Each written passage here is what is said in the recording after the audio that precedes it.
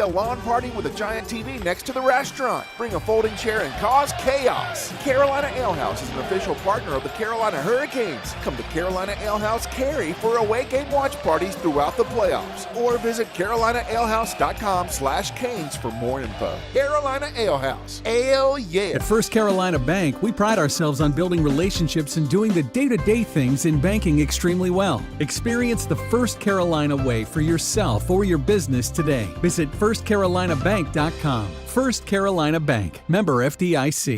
This hour of the Triangle Sports Leader is powered by Ritchie Law Firm, injury lawyers. Ritchie Law is on top of it. That one back, that one going, gone! Go to RitchieLaw.com. That's RitchieLaw.com. WCMC-FM HD1 Holly Springs. This is the Adam Gold Show. If I were on the committee today, I would walk into the room thinking that I am going to vote for Pete Rose and then listen to everyone in that room and perhaps make another determination. But today's ruling from Major League Baseball essentially said to me that Pete Rose has served his time. But also keep in mind, 20 years ago, I said on ESPN that I would vote for Pete Rose for the Hall of Fame if he were on the ballot.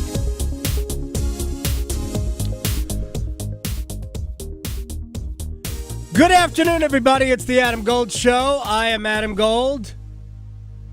Max Doran is maiden voyage in the producer's chair. Victoria's on assignment.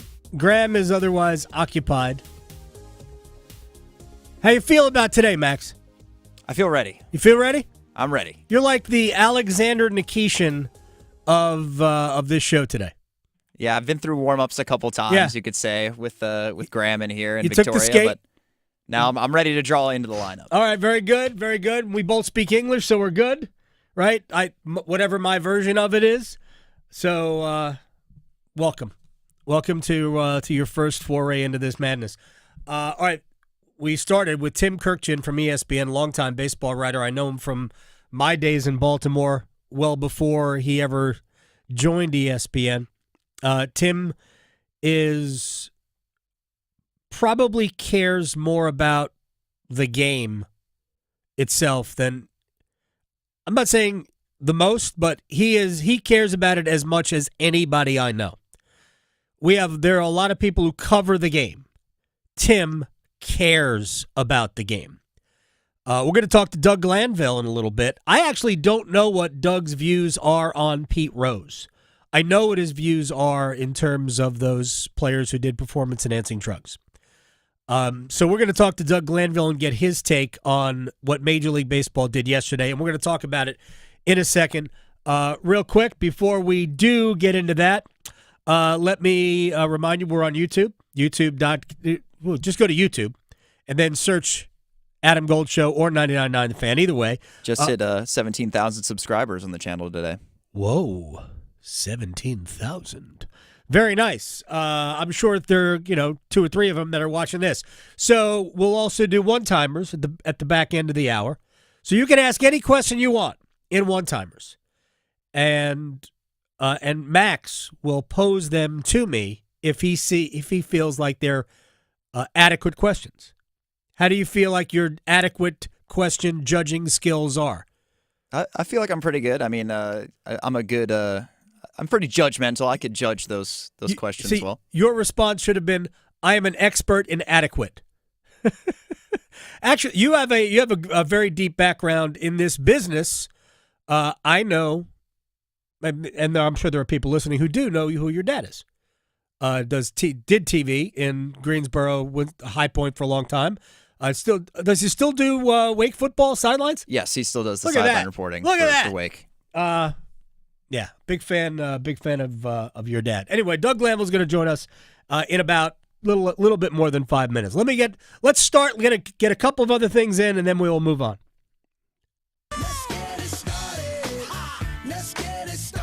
It's not just Wednesday, Max. It is NFL schedule release day. Yeah. We do know this.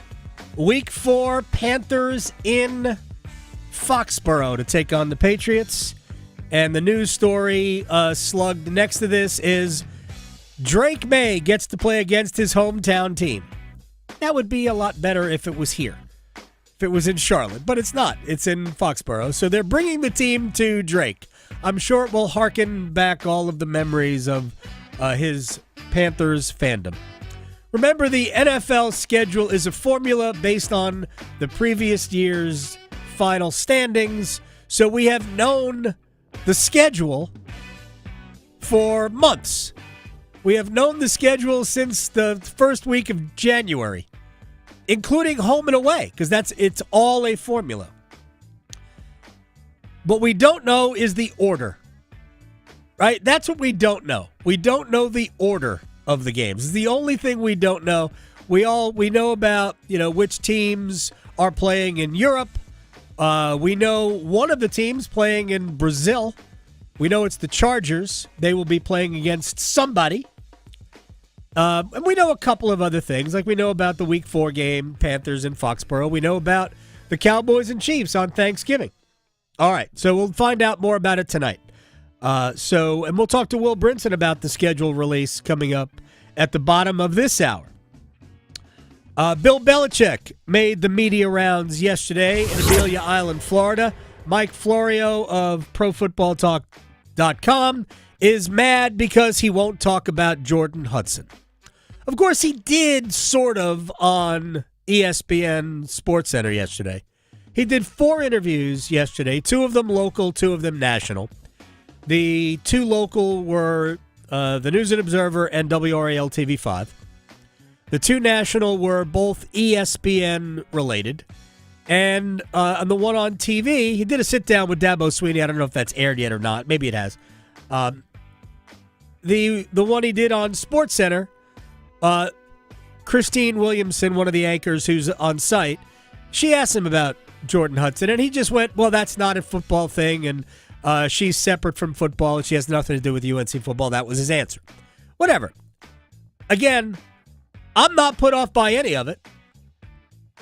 I do think that it's funny that Florio came with this flaming hot take that Belichick comes off as weak because he wouldn't talk about it. No, he doesn't. So he addressed it on ESPN. He addressed it in such a way that he addresses everything he doesn't want to talk about. So when he doesn't want to talk about the game they just played, if there were things about it, when he just goes, we're on to Cincinnati, does he look weak then? Because it's the same damn thing. Anyway, I'm done talking about that today. Let me move on to the big bombshell news yesterday before we talk to Doug Glanville. And I say this knowing that, in my opinion, it's a relatively soft bombshell. It's not really a bombshell for a few reasons. One of the reasons is that we won't really have to deal with this issue for another 2.5 years. So it ain't that big a bombshell. Rob Manfred, commissioner of Major League Baseball, essentially revised the rule on permanent banishments from the game. Because that's what Rose agreed to. That's what Shoeless Joe Jackson and the other 7 of the 8 men out, just to borrow the title of the movie, the 1919 Black Sox team that threw the World Series. To the Reds, incidentally. It's kind of comes full circle. They were placed on a permanent banned list. And what Rob Manfred did was he just basically changed permanent to lifetime. Rose passed away about a year ago, right? It's within the last year. Yeah. It's maybe like 6 or 8 months. Yeah. So Rose passed away recently. Shoeless Joe Jackson has been not signing for, 70 years, roughly. So apparently not enough care about Shoeless Joe Jackson to change that then. Anyway, it's a big deal because it brings this conversation back. So let me just say this. It isn't the normal voting block. And actually, I want to bring in a comment from Jeff Passan here because he can explain it. It's not the normal voting block. The next time that the committee... Actually, let's leave that because we have Doug Glanville coming up here in a minute. The next time the committee will meet will be December of 27. So we got 2.5 years to deal with it. It's not the same voters. The voters that vote for the Hall of Fame, the Baseball Writers Association of America, if you've been a member for 10 years, there's like 400 of them. And you need 80% of the vote to get in. This committee is smaller. There are 16 members, and it's spread out over former players and media members, and you need 12 of 16, and it has traditionally been more difficult. Anyway, so let me get into the nuts and bolts of this very quickly before we get to Doug Glanville. First, for those people who believe that Rose belongs in the Hall of Fame, he is in the Hall of Fame. He simply doesn't have a plaque in the Hall of Fame. His accomplishments have been in the Hall of Fame for a long time, commemorating his career, commemorating the night he broke Ty Cobb's hit record, the 44-game hitting streak. All of the things that Rose did are in the Baseball Hall of Fame in Cooperstown, New York, including mention of his gambling problem. It was the Hall of Fame, not Major League Baseball, that has kept, or it is the Hall of Fame, not Major League Baseball, that has kept Rose out of the Hall, and Joe Jackson, because it was the Hall of Fame's decision a long time ago, right about when Rose was eligible to be voted, that decided that if you were on Major League Baseball's permanently banned list, you were ineligible to be voted in. They could have removed that removed that rule if they wanted. They chose not to for you decide what reasons. So it isn't baseball that has kept Rose out of the Hall of Fame. It was the Hall of Fame that kept Rose out of the Hall of Fame. I don't think they just wanted to have the discussion. They really didn't. All right, we'll leave it there, and we will have this discussion now with my friend Doug Glanville, longtime big leaguer, now with ESPN. He does a ton of games on TV and ESPN radio. He also is on Substack. You should read his writing because he is a brilliant writer, a former professor at Penn as well. Doug Glanville, how are you, sir? Adam, doing well. Yeah, great to catch up. How are you doing? I'm doing very well. Your brother's already texted me. Shouts to you, Ken. All right, let's just dive right in here. When you heard the news that the permanent banishment list would become a lifetime banishment list, which would open the door for Rose and Jackson and Buck Weaver or Ed Cicotti to get into the Hall of Fame, what were your thoughts? I wasn't surprised. I think that there's been a lot of indications from Rob Manfred and the commissioner's office that they would reconsider in death.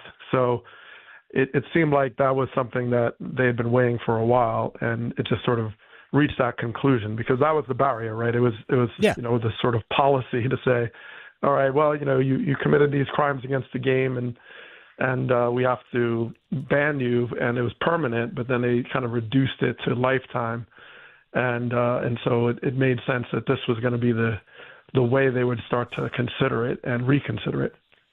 Would you vote for Rose for the Hall? Well, I think that's the big question. Right. I have a lot of issues with, certainly Rose, and then of course there's the PED world around that. And I think they're different, because the thing about Rose is, he played and that was his game, right? I think the problem with PEDs relates to like the numbers by which you're being judged on are inflated by the choices you've made. But the issue with Rose for me is that it's even though like he makes a choice that's not necessarily statistically relevant to how you judge him, his transgressions impact the larger game in a different way, right? Because now it's like, so I played through my whole career and through the 90s and 2000s, and they're like, oh, well, this isn't a real game because everybody's throwing everything, right? I mean, so when you bring the entire game into question because integrity and it's not real, not authentic, and people are throwing games and fixing games, that's in many ways a bigger problem. And so, the thing about in life, I understand why you don't want to, have him celebrate in life unless you make some admission and other things have to happen.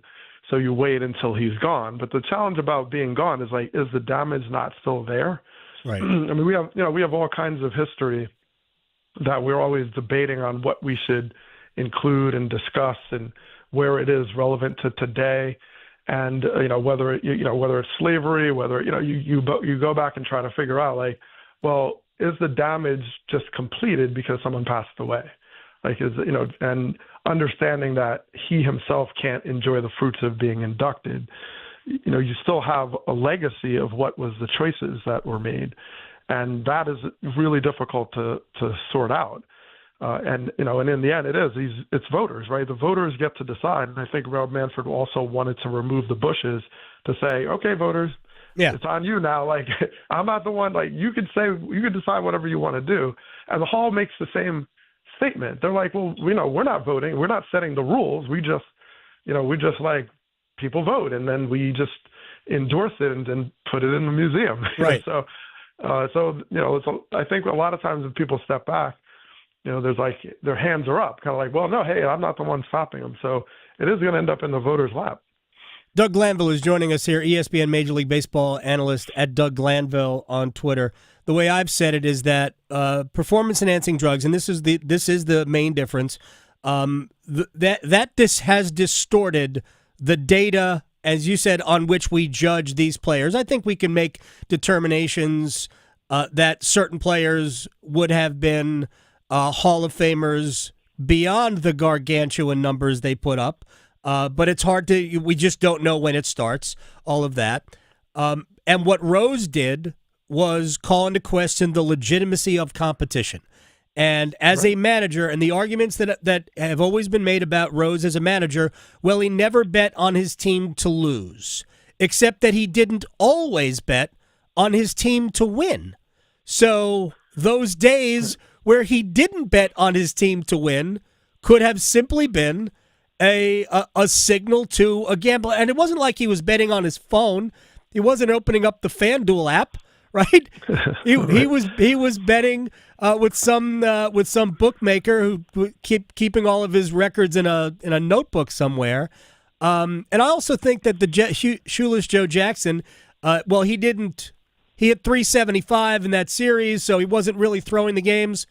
Like, how do we know that? Just because he hit 375 doesn't mean he didn't contribute. Exactly. And he took the money, which is really all you need to know. He just took the money. So right, but then but the thing about Rose, okay, and the thing about Rose and why the fact that he bet for his team is kind of immaterial. This is why I think it's immaterial. All right, so let's just go through a season. All right, you bet on a game. Let's say you bet on a game 2 of a 3-game series, right? Reds Phillies, and your closer, okay, is pitching. Like, all right, game 1. Now maybe you have a better matchup on game 3, and you might go a lefty against game 3, but you have to win that one game, right?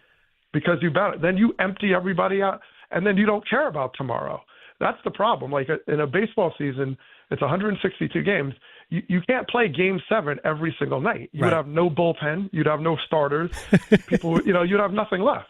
So you pace yourself in a series. So the fact that he bet on his team or whatever doesn't matter because you're adjusting the competition to serve your own selfish needs and goals. And, whether he's addicted or whatever, all these other things, that's a whole sidebar. But so I think that doesn't really matter to me. And I think the thing with PEDs is like, we don't know when people started, stopped, and the issue the Hall has or any voter has is you're trying to figure out like these like rules around data that is skewed. And you don't know where it began, and everything just becomes tainted. And so it's like this individual choice to really just cast an entire shadow over the sport. And nobody is bigger. Nobody should be bigger than the sport. And so that's why issue like, okay, it's fine. Like players made all this money, they got rings, they won championships. Do you need to be enshrined? Like, so that's how I would think as a voter. And I have issue with enshrining people that compromise the entire integrity of the game. And only because time went on and we just have amnesia or people died, we act like it. Okay, well, I guess it doesn't matter anymore. I just think it's like, it does matter. I'm still around. Right. I'm still feeling the impact of all these players' choices. I played against the Reds. I mean, it's like, I don't know how death becomes a hall pass, right? I mean, I understand like we as a society don't want to like spit on people's grave and sure. And I respect people, but do you have to have amnesia? I mean, there's people walking around all the time, but I've had experiences, people who were, horrible in life, and then they, and because they pass away, do their scars go away on what they did to all these people? They don't. So I don't think it's a hall pass. And like I said, I'm not a voter, and I think it's a tough vote because of all the layers. He's a great hitter. He's one of the greatest of all time, obviously. Yep. I don't think that changes because of his gambling per se. But the problem is, what game do you have left? If he was allowed to just continue to do what he was doing. You don't have a game. You have people thinking you're throwing everything. Right. He was put on the banned list because nobody could trust that if he was involved that he wouldn't have some influence over a game, right? That's why somebody in that regard, and it is the number one sin you can commit against baseball, right? It's posted in every clubhouse. It was. I don't know if it still is, right? Every clubhouse. Do you remember seeing it when you were in big league clubhouses? Oh yeah, absolutely. And it's not like after a while, the good fortune of playing a long time, everything becomes background. Right. But you're well aware of it. And the thing is, like, yes, the sports have an issue because gambling is legalized and it's all swirling around anyway. I mean, that's another issue. Sure. Because it's like, so you have that challenge, but it's you talk about some level of integrity of the game, and I think that's the issue, that where Rose leaves his own individual choices into something bigger, where once again you don't know what's real or not, and PEDs did it in a different way, and so if we're just saying like, hey, I don't care, it's just about the numbers, then our sort of our baseball god is there are the numbers, right? And let's just say what it is, and then you're just saying, I don't care how you get these numbers, as long as you have the most. And that just sounds like a culture of just hoarding, and we don't care how you get there. We just care that you get there. And I'm not sure that's really what we want. I'm not saying it all hangs on Pete Rose or Bonds or any of these individuals per se, but it certainly is those symbols of what happened to our baseball culture is why we continue to talk about it. And the fact is, the impact doesn't go away. That's the thing that I kind of resent as a player. And It's like you can't ever get away from these guys' choices. And it's like you just can't play the game. And once again, they're not alone. I don't put it all on their feet, but it's just like the game is in question because of those choices. Doug Glanville is joining us here on the Adam Gold Show. If Rose and others, and for the sake of this part of the conversation, we'll draw the PED users in, the Bonds, the Clemens, the A-Rods, the Manny Ramirez, the Mark McGuires of the world, draw them in. And I think we have to assume that there are players who somehow escaped detection that are already in the Hall. If noted on their plaque, the transgressions, would that make it easier, more fair, or is it just the idea that they're enshrined? Because I think it would just be the idea that they are enshrined that would be the problem if we're going to have a problem with anything.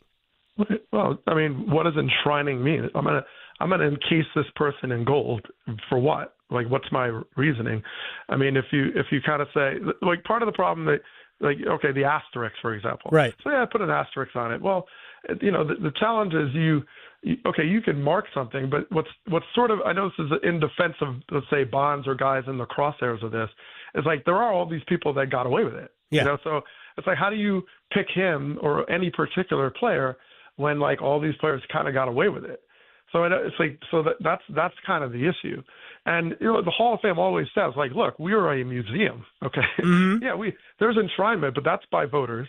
But we're a museum, and the thing about a museum is you just tell the history as it is. Sure. You just tell it as that's what happened, and this guy's here, and like I was on with Jason Stark on our podcast on Starkville every week, and we talked about this a while back, and we talked about it again yesterday with Jim Leland, and one of the points, he kind of asked this question: can you tell the story of baseball without these figures, right? The home run leader, the hit leader, and I'm like, absolutely, you can tell it, because I think it's a much more compelling story for baseball.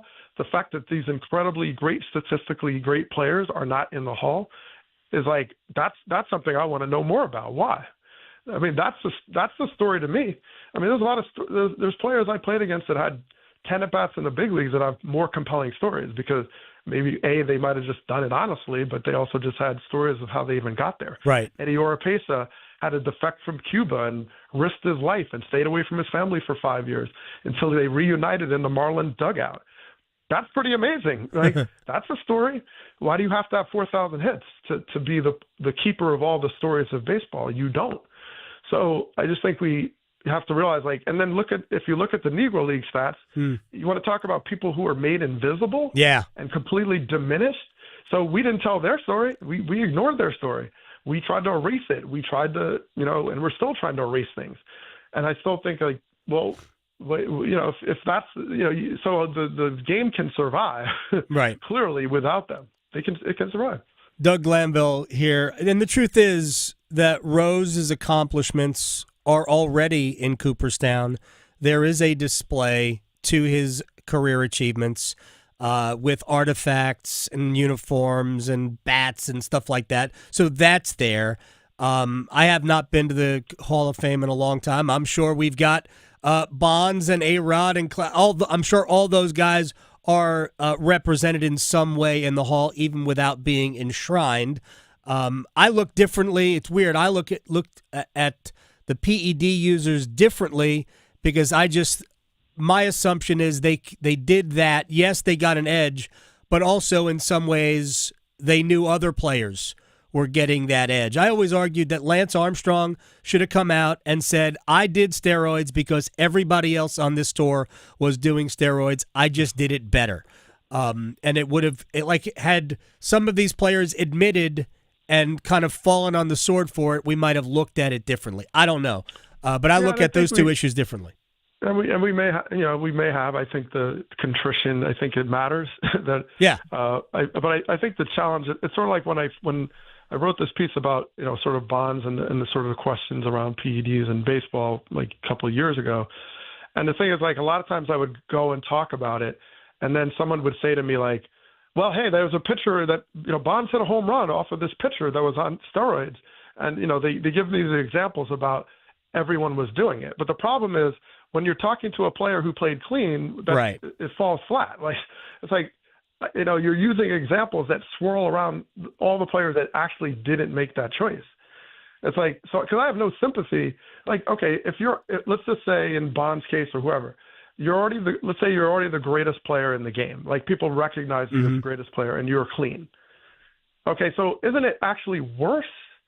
Isn't it worse that you might have taken PEDs after you already were dominating? I agree with that. Yeah. So it's like that's a tough one as well. Like, I could at least work with someone. Like, I had teammates that grew up in the Dominican Republic, where their careers were flatlining in AAA, and they had no running water in their town, and they were taking care of like their siblings, and they knew that their career was about to end if they didn't do something.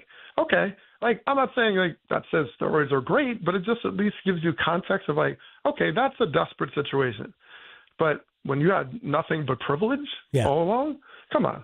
So, I mean, I think that's just part of that. So with Rose, like, yeah, I mean, maybe had an addiction, maybe had all these other issues, but it's like, you have to make a stand saying the game is bigger than anybody. I don't care how many home runs you hit. I don't care how many hits you had. I don't care how many Cy Young awards you won. I don't care.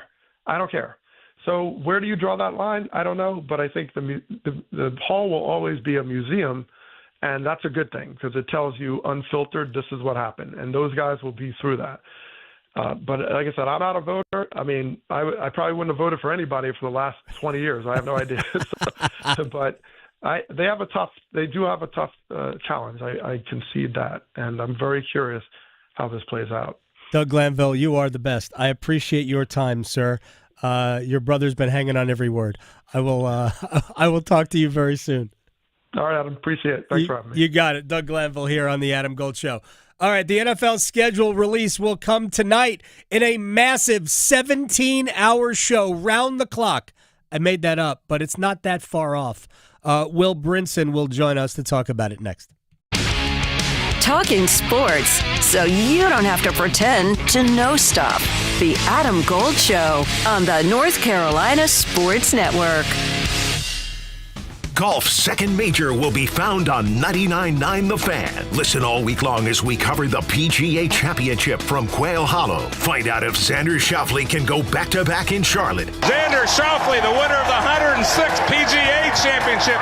Depend on us for constant leaderboard updates and every big moment through the presentation of the Wanamaker Trophy. Coverage of the PGA Championship on 99.9 The Fan is teed up by Wilson Country Club. Experience the rich history of this must-play course. Hey, it's Adam Gold from our friends at FanDuel, America's #1 sportsbook. We are winding down the NBA Conference semifinals. The Knicks have a chance to close it out in Boston against the Jason Tatumless Celtics. Knicks are plus money, plus 158 on my handy FanDuel app. I think the Knicks have to win it tonight or they may not win it. Also, the Warriors are trying to stay alive in Minnesota. That ain't going to happen. FanDuel.com. New customers, you can get $200 in bonus bets guaranteed when you place your first $5 wager. You should do that. $200 of their money when you place a $5 bet. Where do I sign up? FanDuel.com/Adam Gold. Join today. 21 and over and present in North Carolina. First online real money wager only. $5 first deposit required. Bonuses issued as non-withdrawable bonus bets, which expire 7 days after receipt. Restrictions apply. See terms at sportsbook.fanduel.com. Gambling problem? Call 877-718-5543 or visit morethanagame.nc.gov. This is Joe Cordell of Cordell & Cordell. Cordell & Cordell is the largest family law firm in the country with over 35 years of helping clients navigate divorce. That does give us certain advantages, for example, in experience and resources. But being big doesn't mean less personal or less local. Our attorneys live and work in your community, and as neighbors, they understand the challenges your families face. If you're a guy facing divorce, remember, Cordell & Cordell, a partner you can count on. Joseph Cordell, licensed in Missouri and Illinois. CordellCordell.com. What? New scratch-offs are out? That means new chances to become a North Carolina Education Lottery Winners Club member. Yeah, in the Winners Club, I'll reinvent myself. I won't go by just plain Todd. I'll go by Toddrick. I'll get a gold jacket, play my saxophone again. I'll stop and smell the flowers. Call my mom more. Ugh, wrap it up, Todd. It's Toddrick. This month's scratch-offs pack over $100 million in total prizes. The Winners Club awaits. Must be 18 to play. Approximate overall odds of winning range from 1 in 3.35 to 4.58. Problem gambling helpline 877-718-5543. Maxed out on credit cards? Struggling with high interest debt? You can pay it all off in days with Loan Pronto's Rapid Equity Loan. Hey, it's Dennis Cox. Get cash out now without touching your low-rate first mortgage. No appraisals, no waiting, no BS. The Rapid Equity Loan program at Loan Pronto is amazing. One Loan Pronto client just got $300,000 approved in under 24 hours. They paid off debt, renovated the kitchen, and cut their monthly expenses by $1,800. That's a huge turnaround. Loan Pronto, instant approvals, low rates, no hard credit pull up front. Listen, your home equity is yours. Use it.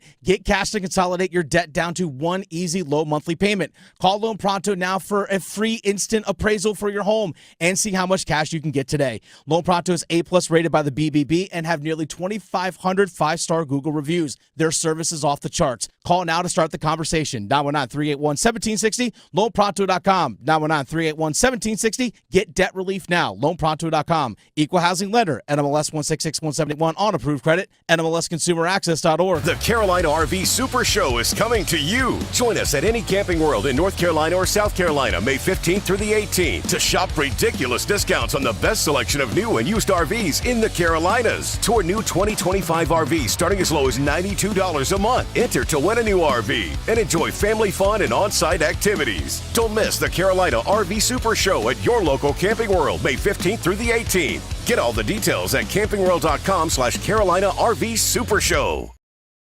One Adam. Gold. One Adam. Gold. Because if interrupting is part of the talent, then she wins. Giving an RBF face? Yeah. Oh, wow. I mean, everybody saw it. I didn't say it. I that picture did not say that. When they were asking Bill and she interrupts him and they look at her, that's evil. Like, yeah. Okay. I was waiting for the lights to come out of her pupils. You're not wrong. The Adam Gold Show.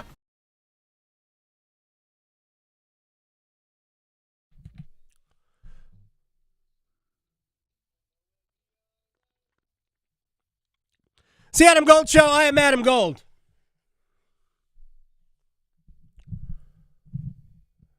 We will check in with Will Brinson at a later time. PGA Championship starts tomorrow in Charlotte. I have a couple of I want to get into some football matters real quick here, but PGA Championship tomorrow in Charlotte. For those people who are listening all around the state, JT Poston, Hickory guy, will tee off at 7:33 off the first. So if you want to hurry down there tomorrow, it should be. I think you're probably dodging raindrops a lot this weekend in Charlotte. I hope so. It's been nothing but rain down there for the first couple practice days. They got pretty much washed out the first 2 days. Yeah, I think we had basically 3 days. I think they got some practice in yesterday. And I saw this. Rory McIlroy, Xander Schauffele, the defending champion who won at Valhalla last year, and Scotty Scheffler. They are grouped together at 8:22 tomorrow. They'll go off the 10th hole. And I saw somebody say talking about there's going to be tons of people around them, and there are. That is the biggest marquee grouping of the entire opening round. You've got number 1, 2, and 3 in the world. You have the reigning Masters champion, the defending champion, and Scotty Scheffler, who won the Masters last year, right? So you've got the world number 1, 2, and 3, and you have all these major championships. Schauffele won the last 2 majors last year because he also won the Open Championship. All right, so yes, it stands to reason, but I would point this out. Had you put McIlroy with 2 other great players, not named Scheffler and Schauffele, if you put McIlroy with, Jon Rahm and Tommy Fleetwood, you would have the same number of people. With all respect to Xander Schauffele and Scotty Scheffler, Rory McIlroy is the needle in golf. Right behind him is Bryson DeChambeau, and his needle exceeds Rory's by a lot if you bring other factors. You just bring social media into it, Bryson DeChambeau would be the bigger needle. But here we're just talking about golf, right? So it is Rory 1, Bryson 2, Jordan Spieth would be 3. So I think there's a lot of people who really love Jordan, but Jordan, I think his appeal is that he is super entertaining to listen to while he plays. You don't need golf commentators. We were talking with, who was it yesterday? I know we spent some time talking with, I guess it was Taylor Zarza yesterday, and he was talking about Jordan Spieth. Like, we'd have no use for people like Taylor in golf if we just had the camera on and the microphone on Spieth, because he's giving you a running commentary. He doesn't shut up when he plays. He's constantly talking to the ball. No, he's talking to the ball. He's having conversations with his caddy. Yeah, so anyway, should be fun tomorrow. Rory has won 4 times on that course in 13 tries. There is a level of, and Bryson actually talked about it, I think it was today, that Rory just knows everything about it. And he and Rory both hit the ball so far through the air that the fact that it's a very soft course, so you're not going to get a lot of run, will play into their favor. Not to mention, because the ball won't run, the fairways become wider. Because as you hit the fairway, the ball's not going to run out of the fairway. So it should be pretty interesting to watch. All right, to the NFL. And the schedule release show, I don't know when it starts. I think ESPN's got one at like 8 o'clock. It's like 3 hours of going through the schedule. And I'm a schedule guy. Right? I dig schedules. But we've known the schedule. We just haven't known the order. We've known all the opponents, where the games are going to be, home or road. Now, some of those have been usurped by the fact that we've got a whole bunch of games in Europe, right? So there are, I think, 7 games in Europe. We have another game in Sao Paulo, Brazil. I believe they play that game there. And the Chargers will be one of the teams. We don't know the other team. I'm not really sure why they just announced that it would be the Chargers, and we don't know the other team, but it will be the Chargers and another team that will be revealed, I guess, tonight, because that is the big reveal. We also know the Thursday night game. We know the opener is Dallas-Philadelphia. The Cowboys will be in Philadelphia as the Eagles are welcomed to the start of the regular season as champions. right? So we have that. We know that the Panthers will be in New England in Week 4. That I think each team has been allowed to leak one game, or the league has leaked like one game for a lot of teams. But we know the Panthers' schedule. We know they're on the road for 9 and home for 8 because we somehow play 17 games in an NFL schedule. The Panthers will welcome in the Rams, the Seahawks, the Bills, the Dolphins, and Cowboys, plus the 3 teams in the division, Saints, Falcons, and Bucks. They will visit the Cardinals, Packers, Jaguars, Patriots, Jets, and 49ers, plus those 3 teams in the division. We know that the Cowboys and Chiefs will play on Thanksgiving night, right? There's a lot of cool things. And we also know that there's flex scheduling at the end because the National Football League understands that, man, we get to the end of the season, we got to have some of our best matchups in prime time. We also know that networks protect games. Because if you're CBS and you primarily have the AFC and the Chiefs are the number 1 draw, you don't want the national rights holders, the NBC for Sunday night or ESPN for Monday night. You don't want them stealing all your Chiefs games. So you get a chance to protect some of those Chiefs games because they are the number 1 draw in the sport, as are the Cowboys and the Steelers and the Eagles. These are, I guess, Giants. I don't know anybody that watches the Jets. We also don't know what Aaron Rodgers is going to do. We still don't know what Aaron Rodgers is going to do. There's a potential revenge game Week 1. I believe it's been leaked. It's going to be Steelers and Jets Week 1. Oh, that would be. First of all, I used to be a Jets fan.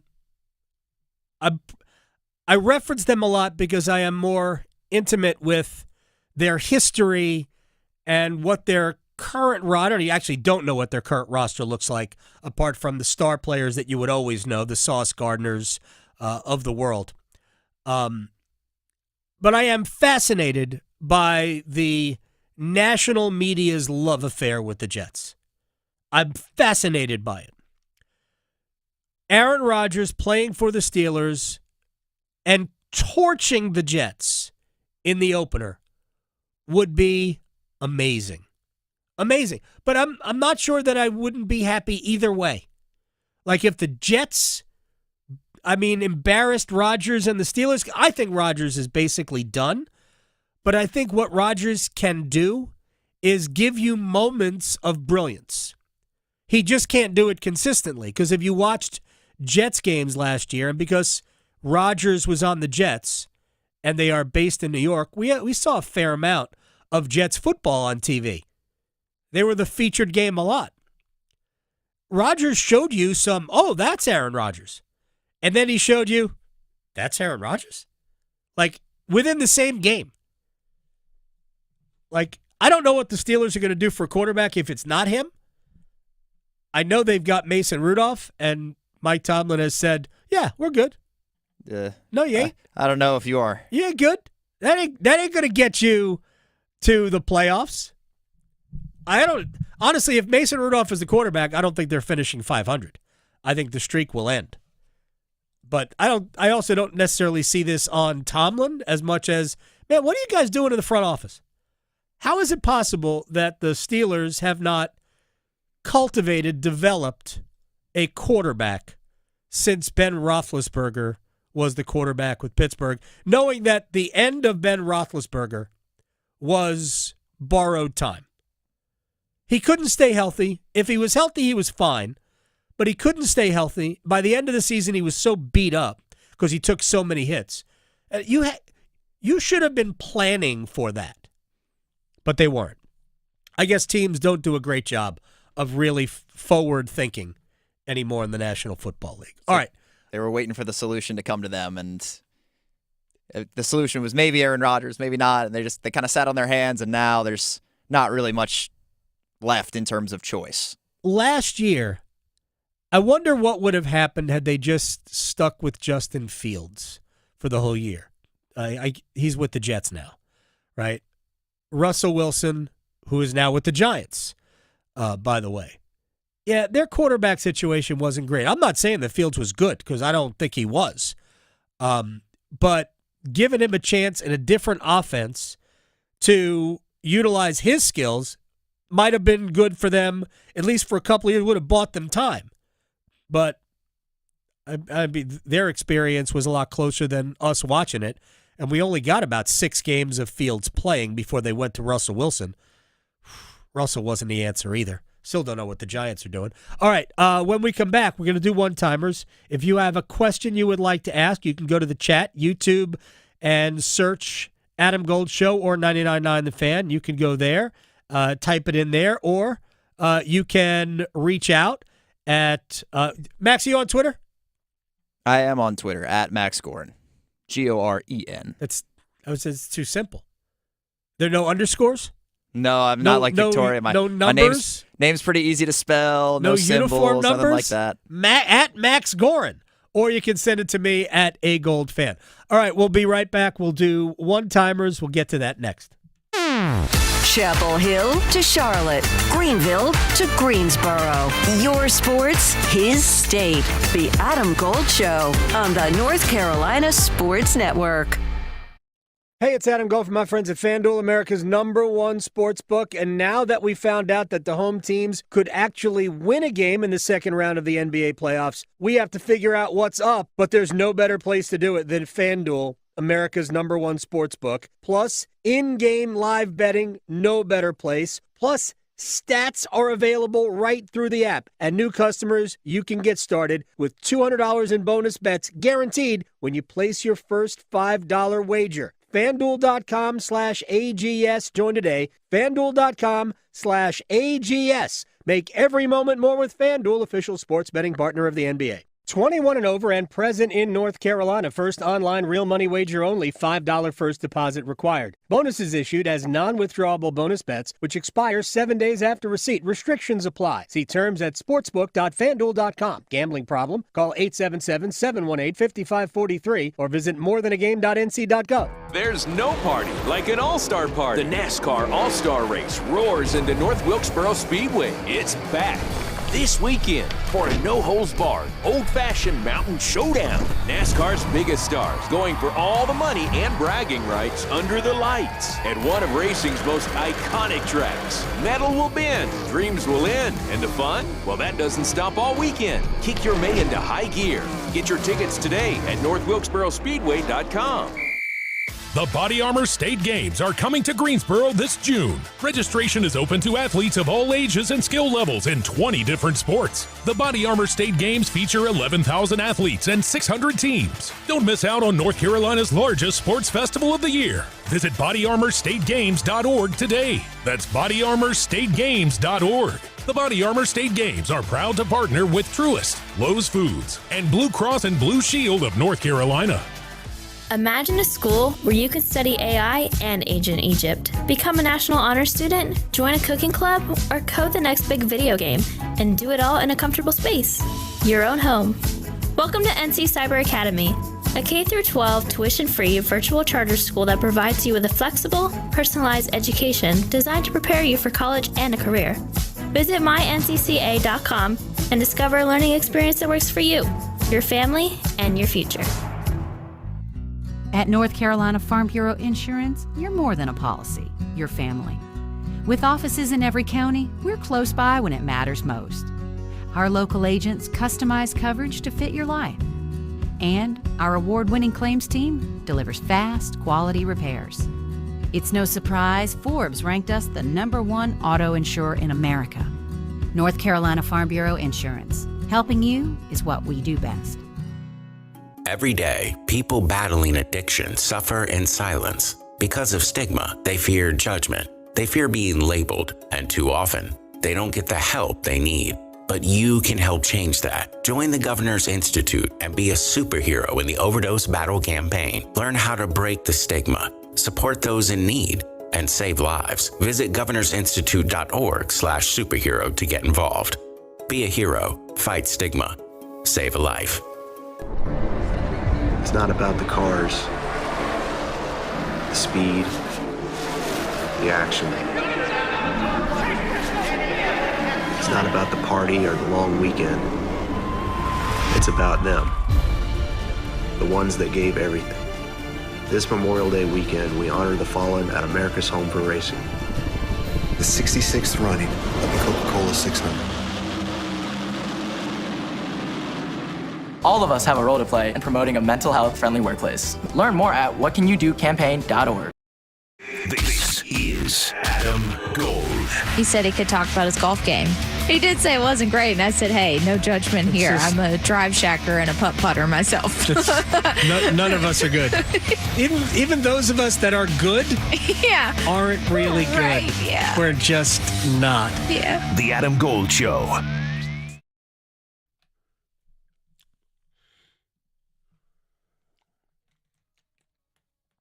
See, I know what you're doing here, Max. I was hoping you'd catch that. Is that that's one of the first songs on Look Sharp, the Joe Jackson album? It's one of the best albums ever. I'm not super familiar with his discography, but I do know the song, and I knew his name was Joe Jackson, so I figured it was a good to include here. Yeah, that's it's a great album. One of the I couldn't identify another Joe Jackson album, so and I also think that he did wear shoes. But, of course, nobody really cares about Joe Jackson. It's all about Pete Rose.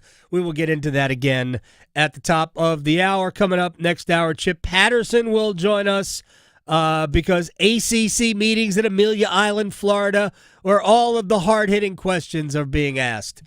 Okay. All right, we have one-timers, right? Let's do it.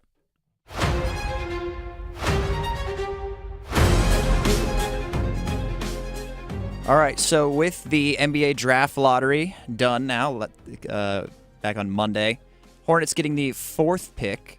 Who should the Charlotte Hornets go after with the 4th pick? And mind you, Adam, you're talking to a Charlotte Hornets season ticket holder in here. Are you serious?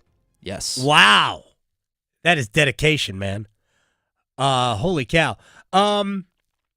VJ Edgecombe's probably going to be the best player on the board. Best overall player. And I know we talked to Kanata Edwards yesterday. He suggested they take him. But they do have the, guard, wing position, not covered, but that would be the strength of their team right now, right? With Brandon Miller, who I know missed all last year with an injury, and Miles Bridges. We can all discuss why a lot of people, myself included, wish that Miles Bridges would just be moved on from. But if they're going to go all in with Miles Bridges, to me, there's a little bit of redundancy there. My move would be trade back and draft Kaman Malawach and give yourself a 7-2 guy who can defend the rim, and I believe the upside offensively is real. That's what I would do, but I'm not a season ticket holder. Right. So what would you do as a season ticket holder? I've fallen in love with the tape from Edgecombe. Okay. I like how engaged he is on defense, and that's something that Dynamite they player. desperately needed for basically the whole length of the franchise. So hopefully they make the right call there. All right, on to another one. This one just the most recent chat here in our live chat. Look up 99.9 The Fan, the Adam Gold Show, streaming live on YouTube. Canes and Stars would make for a great story. Canes could beat the Oilers with Rod as the coach instead of a player, but who should Canes fans be rooting for in the other series? Oh, between Toronto and Florida? Either that or Vegas, I'm not sure. That's my guess, is Toronto and Florida. It's going to sound weird. First of all, I think both teams present serious problems for Carolina. The last couple of times the Hurricanes played the Maple Leafs have looked very one-sided in the way of Toronto. So I'm not sure what that matters, honestly. I think Toronto is actually the better team than Florida. The more I watch the Panthers, the more I think Carolina has a better chance against them than against Florida, because I think Florida's blue line isn't quite as good. Watching them, I'm like, other than Ekblad and Forsling, Seth Jones ain't back to being what Seth Jones was 5 years ago. The other guys are all very, very vulnerable to the way Carolina plays. You have to deal with the way Tkachuk and Bennett play, physically, and Ekblad too, right? A little bit of nastiness there, but Toronto can do that too. Enter Max Domi. So I think Toronto's got higher end skill too. I never choose your opponent. I'm not a big fan of choosing your opponent. Right. But I think Carolina might actually be able to beat Florida. You have to beat good teams no matter what in the playoffs. But home ice advantage against the Panthers too, so that's something that would also could come matter. into play. Yep. All right, got time for one or two more here. Let's go over to golf. We got PGA Championship down at Quail Hollow in Charlotte. Will Rory McIlroy go back-to-back in majors and win at Quail Hollow? Somewhere he's won 4 times in the past. Yes, absolutely. Who's going to finish second? That's my question. Who's finishing second to Rory? Bryson DeChambeau again. I want them to be in the final group so Rory will ghost him again. I'm a big Scotty guy, so I'm always I never feel bad about his chances coming into any tournament. I think him, Bryson too. It's definitely gonna favor long hitters a lot. So long and straight is good. That's what I've heard. That always plays. I wouldn't know whenever I play, but nor me. Let's see. We got time to squeeze in one more. We saw a great matchup between them last night. Shai Gilgeous-Alexander and Nikola Jokic. Will SGA be the rightful MVP in the NBA this season? Yes, but Jokic is the best player. I believe MVP encompasses more than who the best player is. I think SGA will be the MVP. He's the right MVP. But if you're asking me who the best player is in the NBA, I actually don't think it's close. Nikola Jokic is ridiculous. My thoughts on Rose next. From the heels, touchdown Carolina, to the canes. She scores! He covers it all. The Adam Gold Show on the North Carolina Sports Network. So you're looking for a fun night out, a cool hang to watch the game, maybe even a date night. Adam Gold here, and you need to check out X Golf in Cary, McGregor Village, off of US 64. X Golf has the best simulator play you've ever experienced, over 60 world-renowned courses to choose from, a top-shelf bar, great food, an amazing environment to just have a great evening out of the house. And you don't need a reason to have a good time, right? PlayXGolf.com/Cary. PlayXGolf.com/Cary. Hear that? That's the sound of digital instants from the North Carolina Education Lottery. With instant wins, progressive jackpots, and bonus games right from your phone. It's nonstop chances to win like you've never seen or heard before. Oh, yeah! Big money! Visit nclottery.com to get in on the action.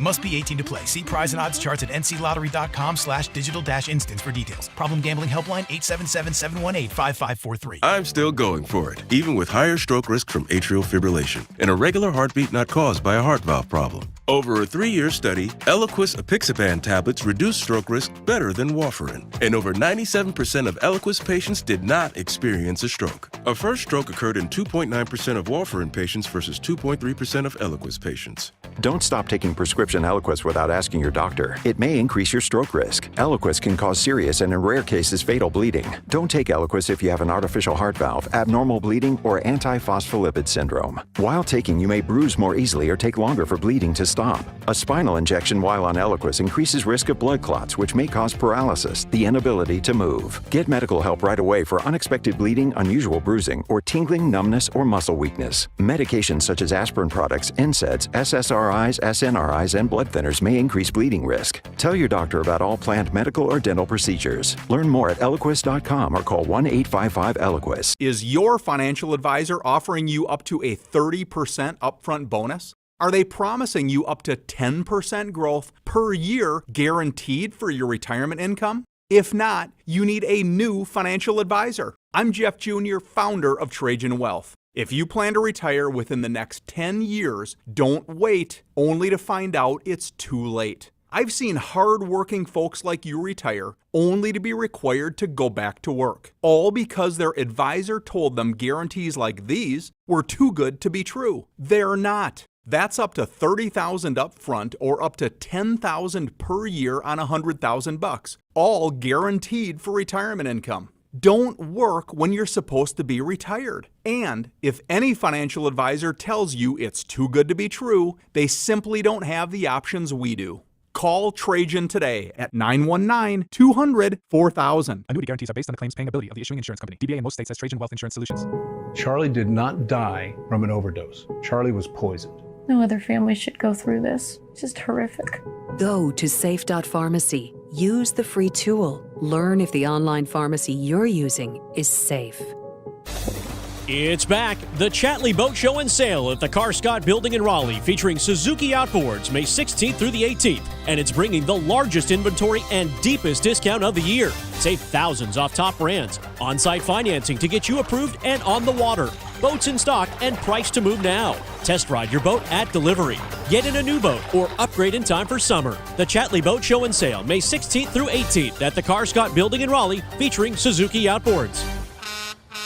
I'm attorney Brian Ritchie. Getting hurt in a car wreck comes with all kinds of stress and frustration. But when you call me, I'll be on top of all of it. So all you need to worry about is getting better. If you've been injured in a car wreck, I'm on top of it. Contact us at ritchielaw.com. Broadcasting live from the Lenovo Studios. WCMC HD1 Holly Springs. 99.9 The Fan. The Triangle Sports Leader.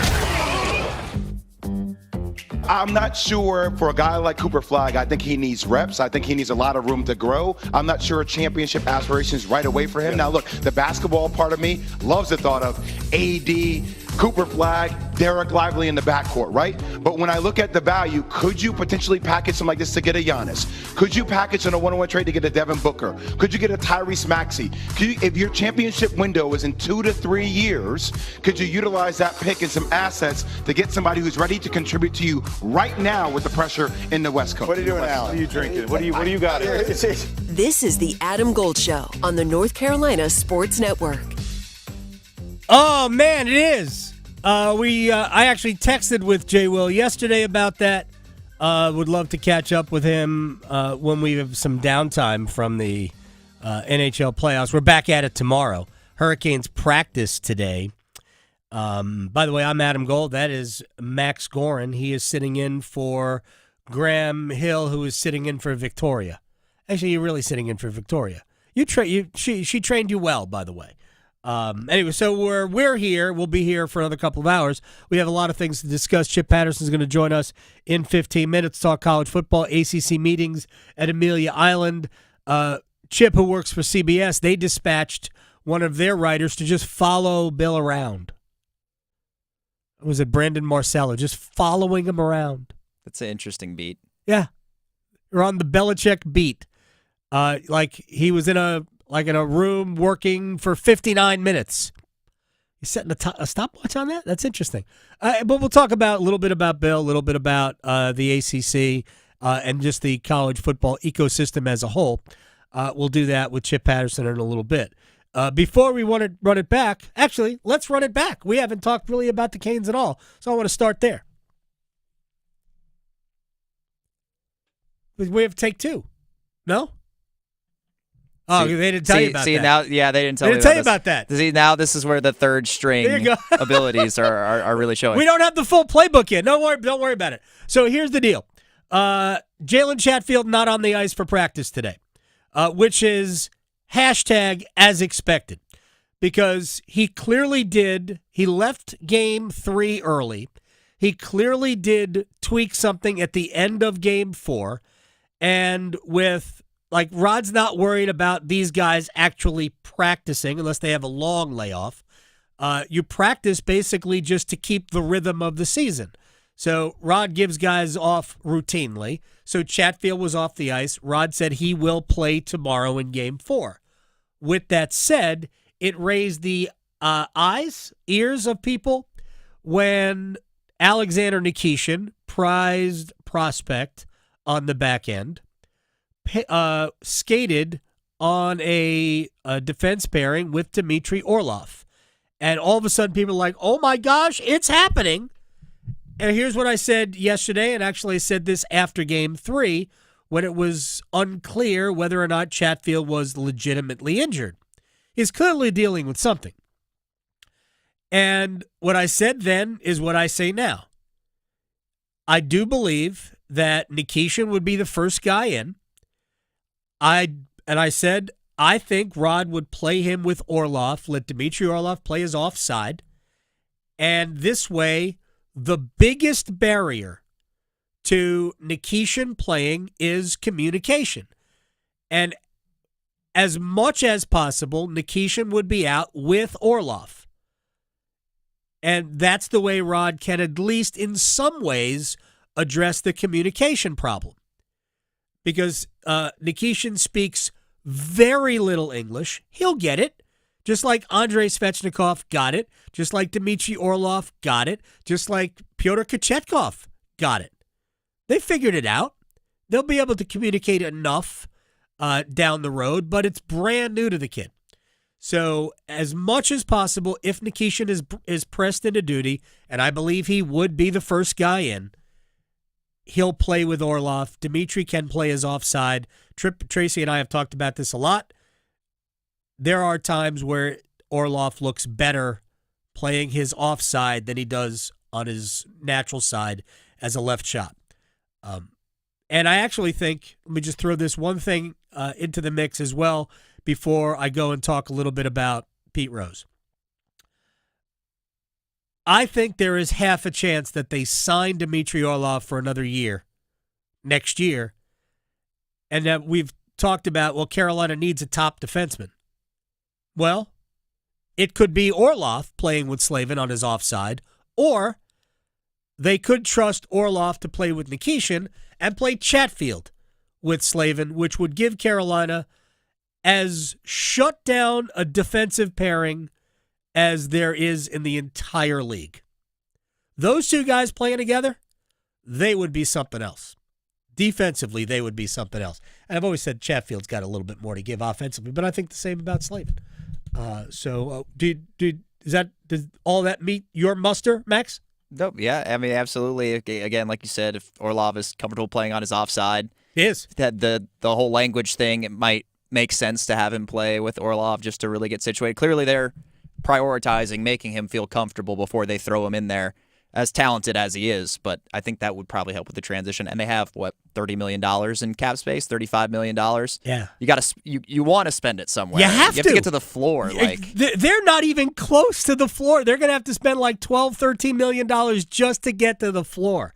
So there will be money spent in the offseason, and right now there are not a lot of roster spots available for purchase, if you will. All right. Now quickly back to Pete Rose, because this was big news yesterday. Commissioner of Major League Baseball Rob Manfred essentially changed permanent to lifetime when it comes to those players on baseball's banned list. So Rose, who passed away this year, and Shoeless Joe Jackson, who passed away like 70 years ago, those players are now eligible for the Hall of Fame, as well as all the other players on the banned list. All right, now it will not be the normal voting block. We have something called the Eras Committee, and they will vote on whether or not Rose, Jackson, et al. Belong in the Hall of Fame. They also have just recently voted on some of those players who notoriously did PEDs, and they got less support from a smaller committee than they did from the writers at large. All right, here's Jeff Passan, ESPN baseball writer, explaining the Eras Committee. Well, this is not your normal Hall of Fame ballot where writers are voting on somebody who just recently retired. In order to get voted in after 15 years, you need to go through what is called the Eras Committee. And what they do is they meet every couple of years in order to look at people who haven't been elected by the writers. The next meeting of the Eras Committee is in December 2027. It will be made up of 16 baseball people, former executives, Hall of Famers. It always changes, and it will be awfully interesting to see if that group looks at Pete Rose and says, this is the hit king, 4,256 hits. He belongs in Cooperstown, or if they believe that the sin of gambling when you are managing and playing is so great that he does not deserve induction. In order to get it, though, he will need to receive 12 of the 16 votes from members of the committee, Scooby. So the last time that Bonds and Clemens were on the ballot, I think they got like 60 some odd percent. You got to get 80% to get into the Baseball Hall of Fame through normal voting. They received, I think, each 3 votes. I think it was 4. I don't remember if it was Tim Kirkjian or Jeff Passan that mentioned it yesterday. Well, they said less than 4. Yeah, so just not nearly the amount of support they were getting from the writers. You got to get 12 to get in. And the writers are hard to please as it is. Well, here's the weird thing, is that I think more writers, because we have younger people coming in, and younger people are less cynical about performance-enhancing drugs, and I kind of run that way. To me, the difference between the performance-enhancing drugs and Pete Rose is that one called into question just how good they were. And voting people for the Hall of Fame is already it's already subjective, right? It's already like, what do I value? What do you value? I can't figure out for the life of me why Andrew Jones is not in the Hall of Fame. Best defensive center fielder ever. And he has got, 500 home runs? Well, why are we even having, I don't know if it's 500. I don't remember exactly what he's got. Why are we even having the discussion? Ozzie Smith isn't in the Hall of Fame for his bat. Ozzie Smith's in the Hall of Fame because he was one of the greatest, if not the greatest, shortstop of all time. There's nobody in Andrew Jones' class as a center fielder. He was a ridiculous center fielder. He should be in the Hall for that. The offense, which Smith eventually brought, was fine. But Jones also did that too. I just don't understand why why Jones isn't in the Hall of Fame. They've never figured that out because center field is a premium defensive position, as is shortstop. All right, so that's just one, it's already beauty in the eye. Harold Baines is in the Hall of Fame. Don't talk to me. That is my we have a salary cap floor. Harold Baines is the salary cap floor of the Hall of Fame. I don't get it. I'm not saying he wasn't good. He was very good. It's not a Hall of Famer. Anyway, but I'm glad you brought that up. So, voting for guys into the Hall is already just an opinion. It's not like the LPGA Hall of Fame where there's automatic qualification. So, it's already an opinion, and I believe that people can look at the accomplishments and come to a pretty educated decision as to what impact performance-enhancing drugs had. I don't really believe we're having a discussion about, was Alex Rodriguez ever good enough? Or was Barry Bonds ever good enough? Doug Glanville made a great point about Bonds in that he was already the best player before we assume he started using steroids, and the line of demarcation there is he was pissed off that McGuire and Sosa were getting so much attention for their clearly steroid-aided home run chase in 1998, that's when Bonds said, you know what? I'm going to show you just what it looks like when somebody juices. And what Bonds accomplished after that are cartoon figure numbers. You look at Barry Bonds before 1999 and after 1999, you go, okay, he was great anyway. He won MVP 3 out of 4 years before then. And he was annoyed because of all the attention. Now, that's an ego problem that speaks to a larger issue. But I get why Bonds was mad. I'm the best player in this game, and you're giving all these doofuses with needles sticking out of their arms. Now, Bonds just rubbed cream, right? Anyway.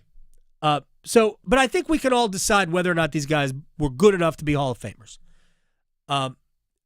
And some people have said, no, you cheated the game. They cheated the stats. I don't know if they cheated the game. I think they cheated the stats. I think those are different. I do think baseball cares more about the stats than any other sport. Most people don't know what the single-season rushing record is. Most people don't. Most people don't know who has thrown for more yards than anybody in the history of football. Most people don't know these things. But in baseball, we all know. We all know who leads this category. We all know that Pete Rose has the most hits. We all know that Barry Bonds, unless you still recognize Henry Aaron, and I'm here for that, has the most home runs. We know it. I get it. Cy Young had the most wins. And a lot of us know the numbers. So in football, we don't, because we really only care about winning in football. We don't care about how you win. We only care that you win. Baseball's different. It just always has been different. And for the people who care about the numbers, the steroid guys, it bothers them. For the people who don't care as much about the numbers, and I'm not saying you're wrong, it doesn't bother you. These guys all did it, even though they didn't all do it. And my biggest argument is that there are plenty of players in the Hall of Fame who did steroids. But I'll wrap this up here because we're eating into Chip Patterson's time. I'll wrap this up right here. The Hall of Fame, Doug said it, but I also said it at the beginning, is a museum. The accomplishments of the players who need to have their accomplishments known by baseball fans through a museum setting, all of those accomplishments are there. They're all there. If they don't get elected to the Hall of Fame, they're still at the Hall of Fame. All right, Chip Patterson will join us when we come back. Bill Belichick and Dabo Swinney sitting down. What could they possibly be discussing? Next. Talking sports so you don't have to pretend to know stuff. The Adam Gold Show on the North Carolina Sports Network. Listen every afternoon for The Drive with Tim Donnelly. September 1st versus TCU. That is UNC football's opening game. How many switches, how many twists in the Bill Belichick story are we going to get in the next 100 some odd days before the opener? Unlimited. It is insane, and UNC has to find a way to cut out the distractions and focus on football. The Drive with Tim Donnelly, 3 to 6 on 99.9 The Fan.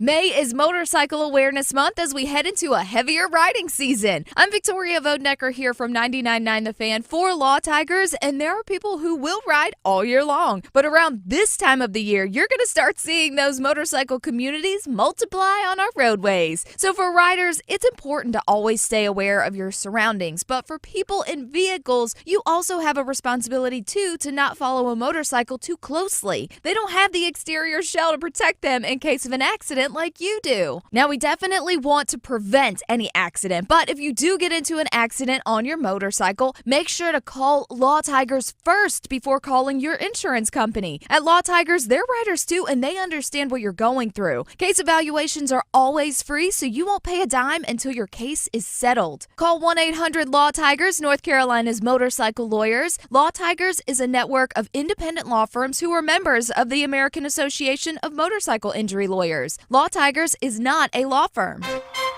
See if you're a winner every night. Watch live lottery drawings on WRAL-TV's 11 o'clock news. That's right, Carolina Pick 3, Carolina Pick 4, and Carolina Cash 5 numbers every night on WRAL-TV's 11 o'clock news. See if you're a winner before you go off to bed.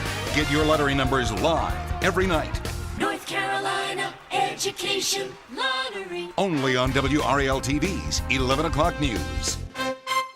Progressive knows owning a home can be hard, but not always. Like when you're relaxing on your patio, enjoying a nice, quiet evening. So quiet. Except for the sound of the neighbor's party. Which you said you'd go to if you weren't busy. And your quiet night on the patio, that's not exactly busy, is it? Maybe you should just stay inside. At least Progressive's Home Quote Explorer lets you easily compare rates, so shopping for insurance is the easiest part of owning a home. Progressive Casualty Insurance Company affiliates and third-party insurers. Comparison rates not available in all states or situations. Prices vary based on how you buy. Are your monthly bills keeping you up at night, wondering how you got so behind? Hey, I'm Roger Moore, CEO of Loan Pronto. I get it. Life is expensive now. Insurance, groceries, cars. And then there's the credit card debt with those obscene interest rates. It's time to regain your financial freedom, and that's what we offer at Loan Pronto using the power of the equity in your home. We have multiple ways to get you the cash you need, and most clients close in 2 weeks or less, and many don't even require an appraisal. And listen, rates have been plummeting recently. We just locked a homeowner in with an APR in the low fives, saving her over $1,000 per month, and put $10,000 in her pocket. Life-changing money. Whether you're drowning in debt, have a nosebleed rate you got last year, need home improvements, or simply need cash in your pocket, we can help you accomplish this goal in record time. Call us today and get started with no hard credit pull, just a conversation. LoanPronto.com, 919-381-1760. LoanPronto.com. That's LoanPronto.com. Equal housing lender, NMLS 1661781, subject to lender approval, NMLSConsumerAccess.org. The Carolina RV Super Show is coming to you. Join us at any Camping World in North Carolina or South Carolina, May 15th through the 18th, to shop ridiculous discounts on the best selection of new and used RVs in the Carolinas. Tour new 2025 RVs starting as low as $92 a month. Enter to win a new RV and enjoy family fun and on-site activities. Don't miss the Carolina RV Super Show at your local Camping World, May 15th through the 18th. Get all the details at campingworld.com/Carolina RV Super Show. This is Adam Gold. I have so many questions too. Like, is the mom going to be in the business too? Are we going to have like themed UNC products? She's in it, so. Interesting ram horn you've got there. Yeah. The Adam Gold Show.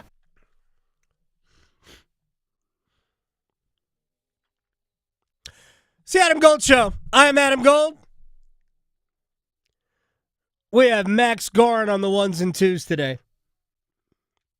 And it is a Wednesday, and we are actually a little late. For my friend Chip Patterson, CBSSports.com, Cover 3 podcast moderator, we're going to dig into the Chipalytics. I know, because we got to figure out who's going to finish second at the PGA.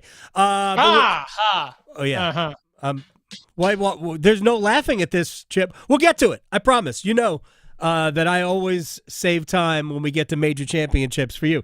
Let me just start here with, did Brandon Marcello, I think I said that name right, did he relish the assignment of following Bill Belichick around for a couple of days at Amelia Island? Or did he go, really? Really? No. This is a two-man job. Got to give Richard Johnson his flowers as well. You know, Brandon Marcello, Richard Johnson. He's well, what do they call it in the industry? A right around, a right, like in the old magazine days, like a right around, because the opportunities were limited. Sure. Luke DeCock, News and Observer, he got a sit down. WRAL got a nice sit down. Yes. He spent a brief amount of time with Christine Williamson up on an ESPN desk for a hit that was done at SportsCenter. But, I mean, for the most part, the only other things that you could write about Bill Belichick was what you saw Bill Belichick doing. Right. And that was, Bill Belichick, or talk to people who were with Bill Belichick for these meetings. I'll tell you what I took out of it. Sure. I think that Bill Belichick just wants the football stuff. Yeah. I think Bill Belichick just wants to talk about football stuff. And I'm not just talking about like mixed fronts or pattern zone matching in your secondary. I mean, I think he's talking about NIL contracts against NFL contracts. I think he's talking about the way rosters are constructed, the way that coaching staffs are constructed. I think he enjoys being in rooms with other coaches talking about football stuff. And you know what he's finding at Amelia Island? A room of football coaches that like talking to Bill Belichick. Compared to everything that has happened recently, this is such a return to normalcy for Bill Belichick to just be with football people talking football stuff. And I think that this is, for the University of North Carolina, refreshing because his public appearances have been very Bill Belichick. And he didn't say we're on to TCU, but basically everything else was right out of the script, the handbook, put together a Mad Lib of your favorite deflections that Bill Belichick has offered from over the years. Like he's in his bag. I mean, when you signed up for Bill Belichick, you did not sign up for Sunday morning fiascos or Daily Mail this or Us Weekly that.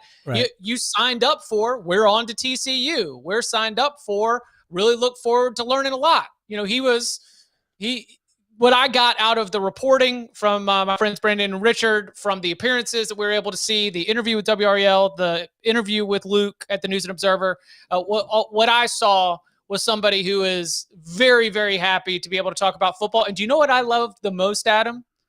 He mentioned something that is incredibly important that college coaches know, that maybe not all, maybe if you were brand new to college football, you might not know, is exactly how important the month of June is for recruiting.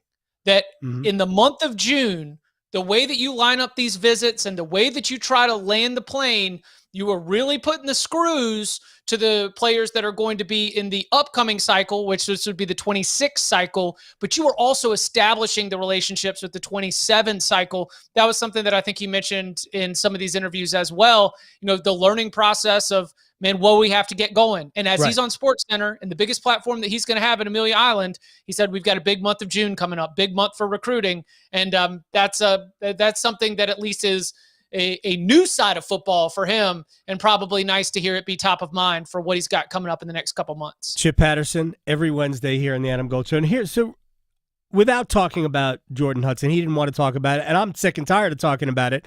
But you're always dragged into it because of things like Pablo Torre finds out and all of the conversation that come out of that with the report, non-report, that, there's every chance that Bill won't coach North Carolina in the fall. And I've told you this before. I cannot wrap my mind around that not happening. I will be stunned, as much as you could be stunned by anything, if Belichick isn't on the sidelines for TCU in August. Stunned. Because way too much is invested on both sides. Belichick's reputation has been invested here. The university has spent all this money. He's going to be there. I don't know how long it's going to last after year one. I really don't. But I cannot imagine it not happening this year. Do you think there's a chance that he's not the coach week one?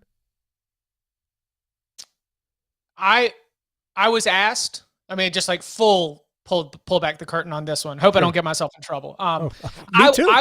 I was asked if I felt compelled enough to really write he will coach the season. Can you just sort of introduce into the ecosystem? Hey, I don't write things. It is a good relationship, but it's like, hey, do you believe this? Because this might be part of the conversation. If you believe it, and I said, I don't like the way that it is being set up. I do not like the way that the storyline, the non-report as you called it, I disagree with all of that. But for me to beat the table would to ignore the fact that we're talking about a 72, 73-year-old, extremely accomplished individual that might have bitten off more than he could chew, Yeah, I still think he coaches the first year, even if I don't want to. Okay. I've been writing about Ohio State, Michigan a little bit today. I'm not going to plant my flag on Bill Belichick coaches 12 games. I don't think that Bill Belichick is reliable enough for me to plant my flag on Bill Belichick will coach 12 games. That just seems, that's like a Danny Cannell beard bet, right? Like he said he would grow his beard out if Bo Nix was better than a top 16 pick in the draft. I think he did it for 6 weeks. It got itchy. His wife complained, and then all of a sudden it was gone. So I'm not going to make those types of declarations unless I'm ready to follow through with it. But what I think is disappointing is the month of June, as I just mentioned, is something that's top of mind for him in terms of building this program.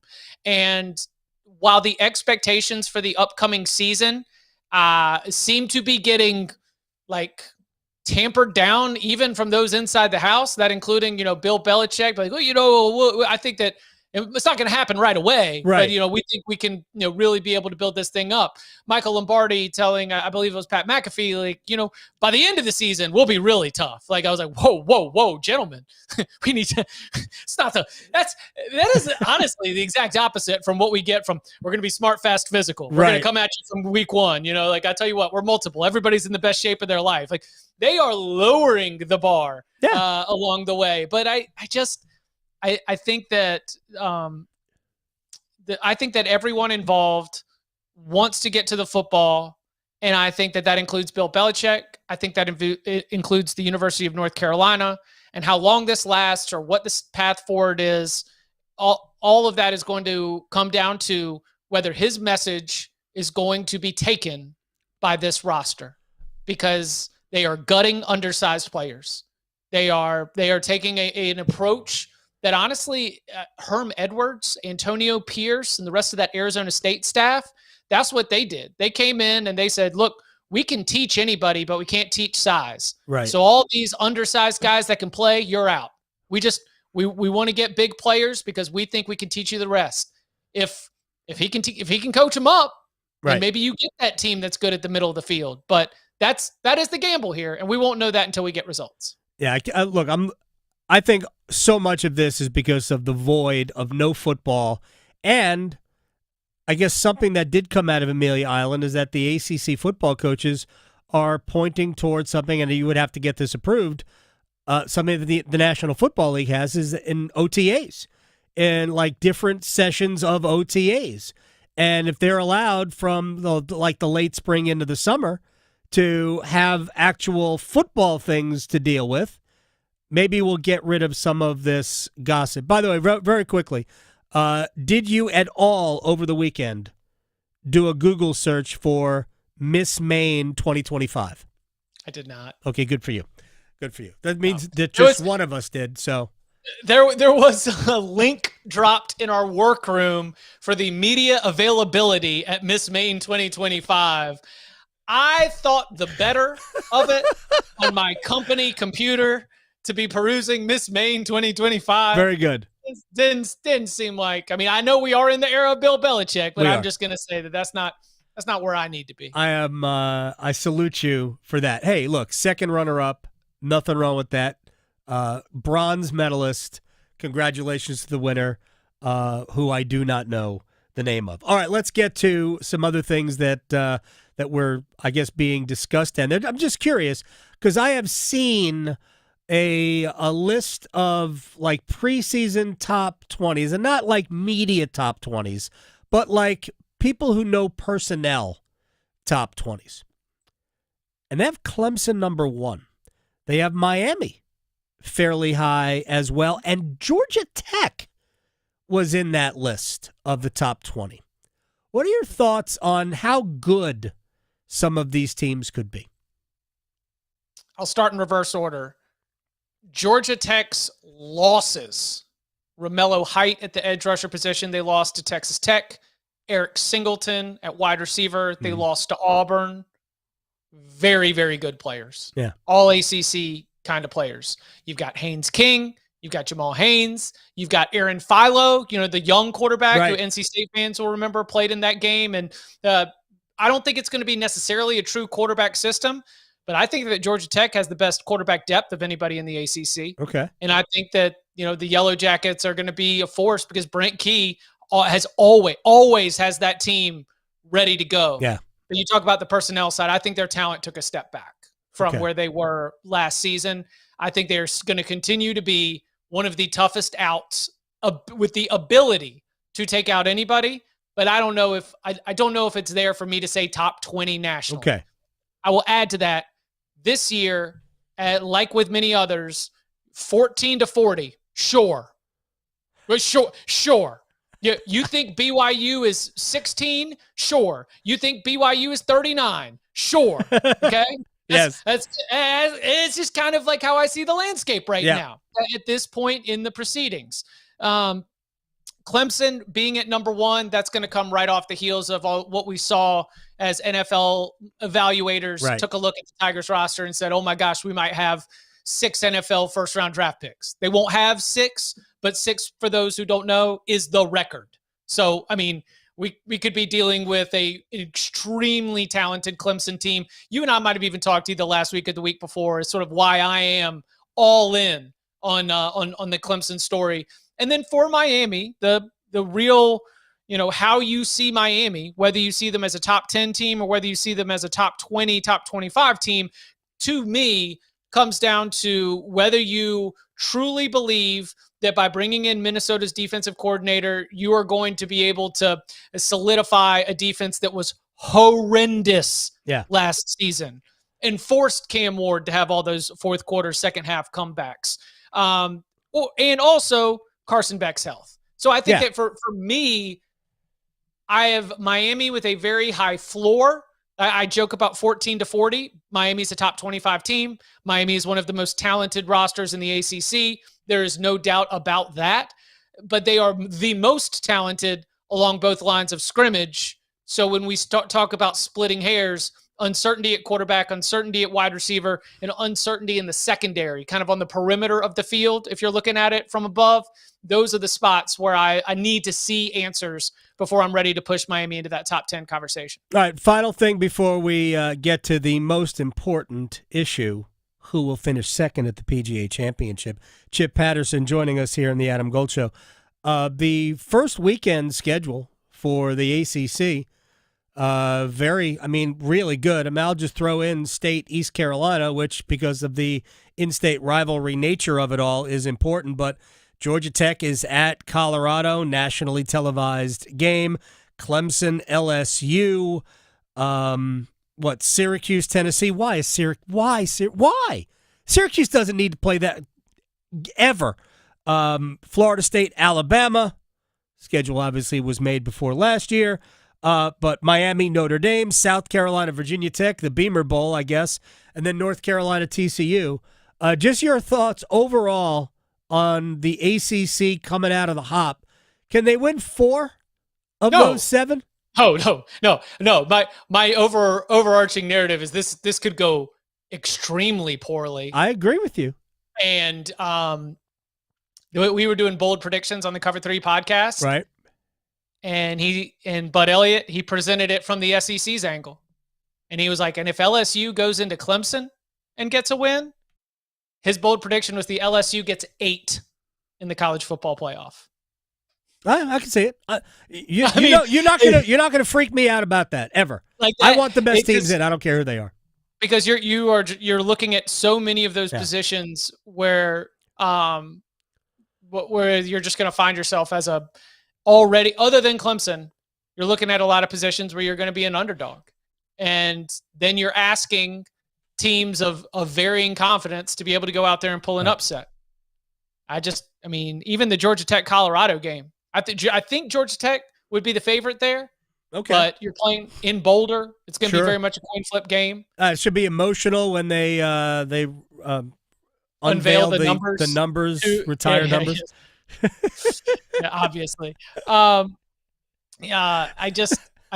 think that there's a lot of big stage spots that the ACC will be a competitor. I do not think that there are going to be a lot of big stage spots where the ACC is a winner. And when those records and those results come out of those early season non-conference games, narratives are built. So the most important one there is Clemson needing to serve at home to LSU. Well, if Clemson doesn't hold serve at home against LSU, then we just sort of, that's the one that's unfortunate because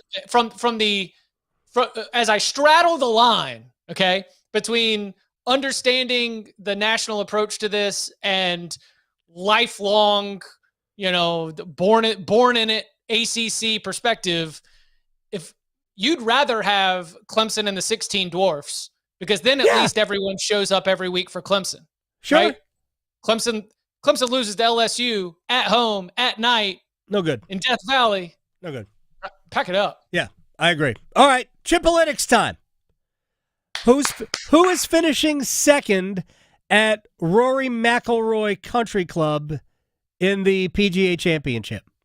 All that talk about all those wins. Who's finishing second, Chip Patterson?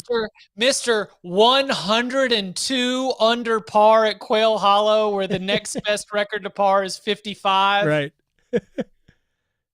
I think you forgot how the PGA Championship is spelled.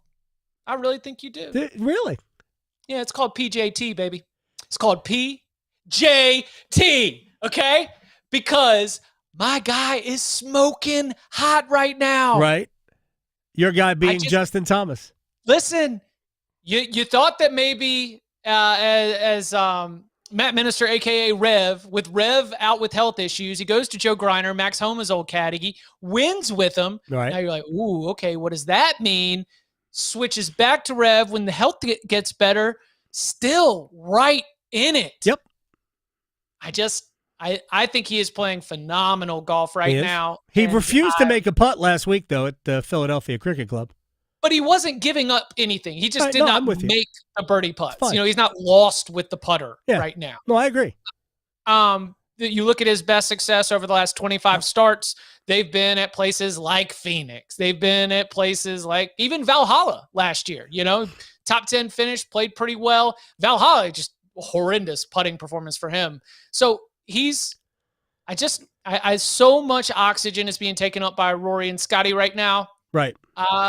I think JT. So you say Justin Thomas will finish second to Rory McIlroy. That was your pick. I think Justin. I think this is okay. Again, now I need to admit something. Yeah. Justin Thomas, 3-time PGA Championship winner. No, it's just 2. This would be. Oh, 3. this would be 3. Yes. Okay. Yes. That'd be kind of a funny resume to have to debate. Be weird, isn't it? I mean, he's a Hall of Famer, so he's got. When you get 2 majors, you're going in the Hall of Fame for whatever It's the way people look at it. Being a PGA Championship killer is kind of a sideways comment, right? Well, the interesting thing about both of his PGAs, and I'm not saying he didn't play well. He played great. I think it was 9 back at Southern Hills a couple of years ago, right? 7 back entering the final round, forces himself into the right. But at one point during the final round, I think he was 9 back. Hideki Matsuyama bogeyed 5 of 7 holes on the back 9 to give. I'm not saying he gave the championship to JT, but Matsuyama spit up his chance to win a major before he won the Masters, because that was really his to lose. The way he was playing, he just went the other way. I actually think he's a sneaky good contender this week too. I agree. Like Hideki. Yeah. So, and I love JT. I think a JT top 5 bet is a great bet because there's only one winner, and we know who's going to win it. I think Bryson's going to be. Are you scared at all about complacency? No, I'm not. I am obviously. I think people can tell I'm being somewhat facetious. There's a lot of work to be done to win it. And I think the fact that he loves the golf course so much, that I think it helps him. I think his mind has been, if Rory had been not mentally tough is not the right word. He wanted it so badly. It's the one thing in golf you can't do. Golf is the one sport you can't try too hard, because when you try so hard, you're like the small muscles don't work. Mm-hmm. And golf is a small muscle game. It's not a big muscle game. And I think now that Rory's got, part of it is the career Grand Slam, part of it is the Masters he's been chasing, part of it is just winning a major. Now that that's just over, snapping the drought. Yeah. Now that that's over, I go back and go, man, if that had happened before Los Angeles, if he had beaten Wyndham Clark in L.A., or if he had won the Open Championship the year before at St. Andrews, if he had won that, still would have won the Masters probably, but we would be sitting here on maybe 8 majors. I think Rory's got a run in him that will resemble, not quite, because Tiger's 2 runs were nutty, but I think it'll kind of look like a Koepka run. I think we've got a 3-year, 4-year period that it's going to look like that. Where he finishes with 8 or 9 because he tacks on an extra 4 here in the next 2-3 years? Absolutely. I've always thought that about him, so I'm just trying to be right. But I feel like if once his mind freed up, you and I have talked about it. The Masters gave us the choke and recover how many times on Sunday? Right.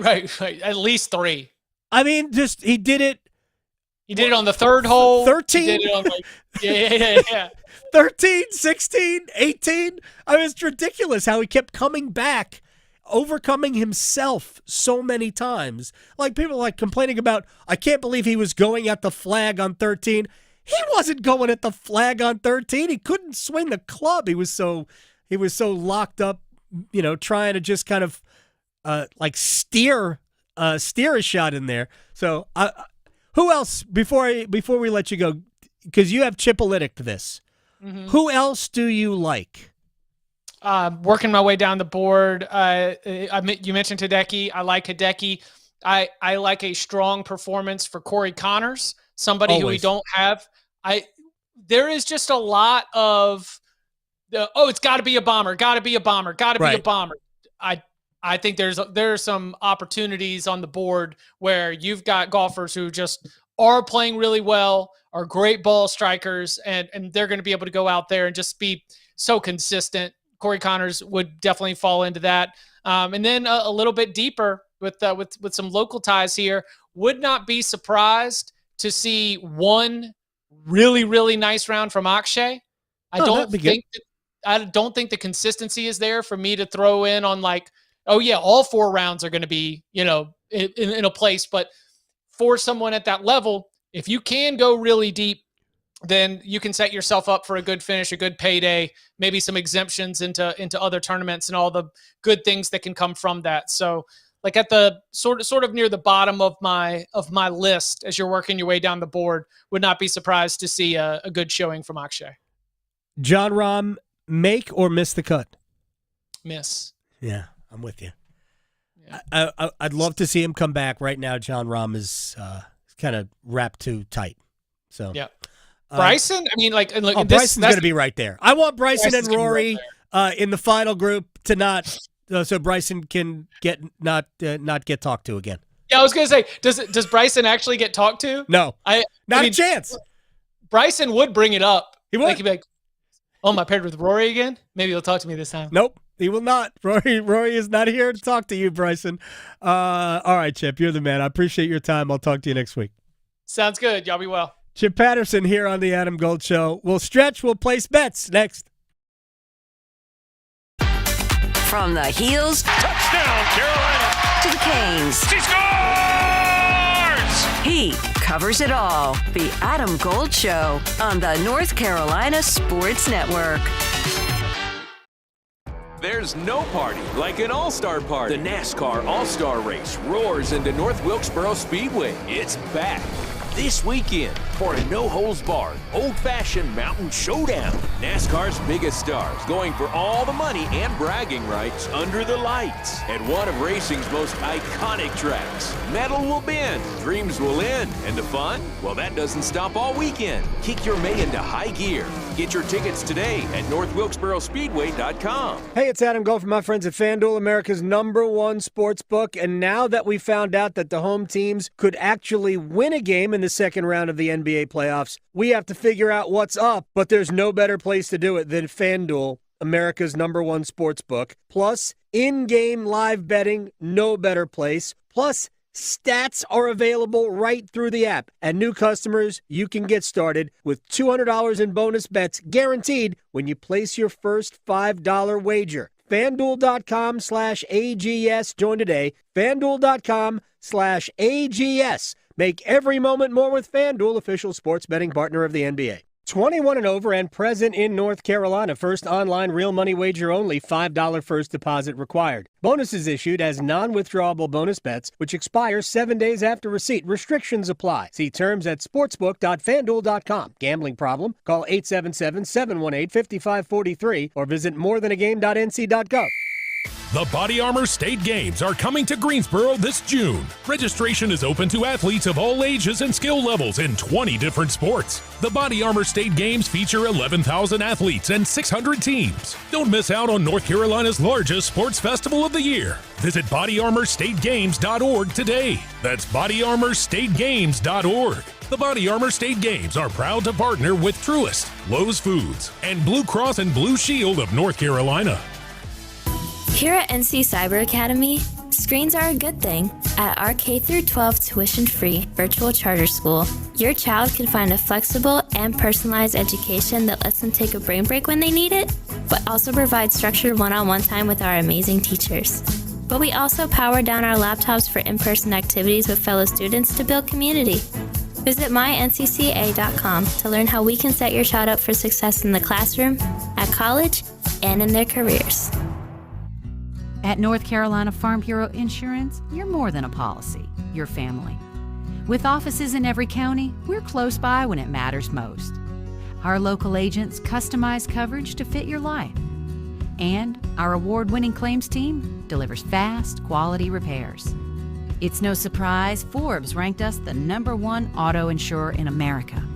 North Carolina Farm Bureau Insurance. Helping you is what we do best. Do you know someone who's lost a loved one to overdose? Every day, the disease of addiction is taking lives and devastating families. But this crisis is preventable. Join the Governor's Institute in the Be a Superhero in the Overdose Battle campaign. Together, we can spread awareness, fight stigma, and save lives. Learn the signs of overdose. Know how to help. Visit governorsinstitute.org/superhero today, because doing nothing shouldn't be an option. Be a hero. Take action. Save a life. It's not about the cars, the speed, the action. It's not about the party or the long weekend. It's about them, the ones that gave everything. This Memorial Day weekend, we honor the fallen at America's Home for Racing. The 66th running of the Coca-Cola 600. This is Adam Gold. And I did have to use two screens at one point, or a couple of points, and I don't like it. I can't watch two games at the same time. There's a lot going on. I'm sorry. I'm incapable of doing that. Because there were times where, I forgot this other game was on in front of me. Yeah. The Adam Gold Show.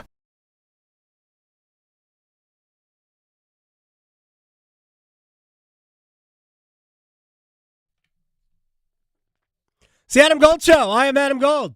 Max Gorin on the ones and twos today. We thank Chip Patterson for his time in the Chipalytics. And right now we have to stretch, and then we get to place bets, and I can tell you who's going to finish second at the PGA.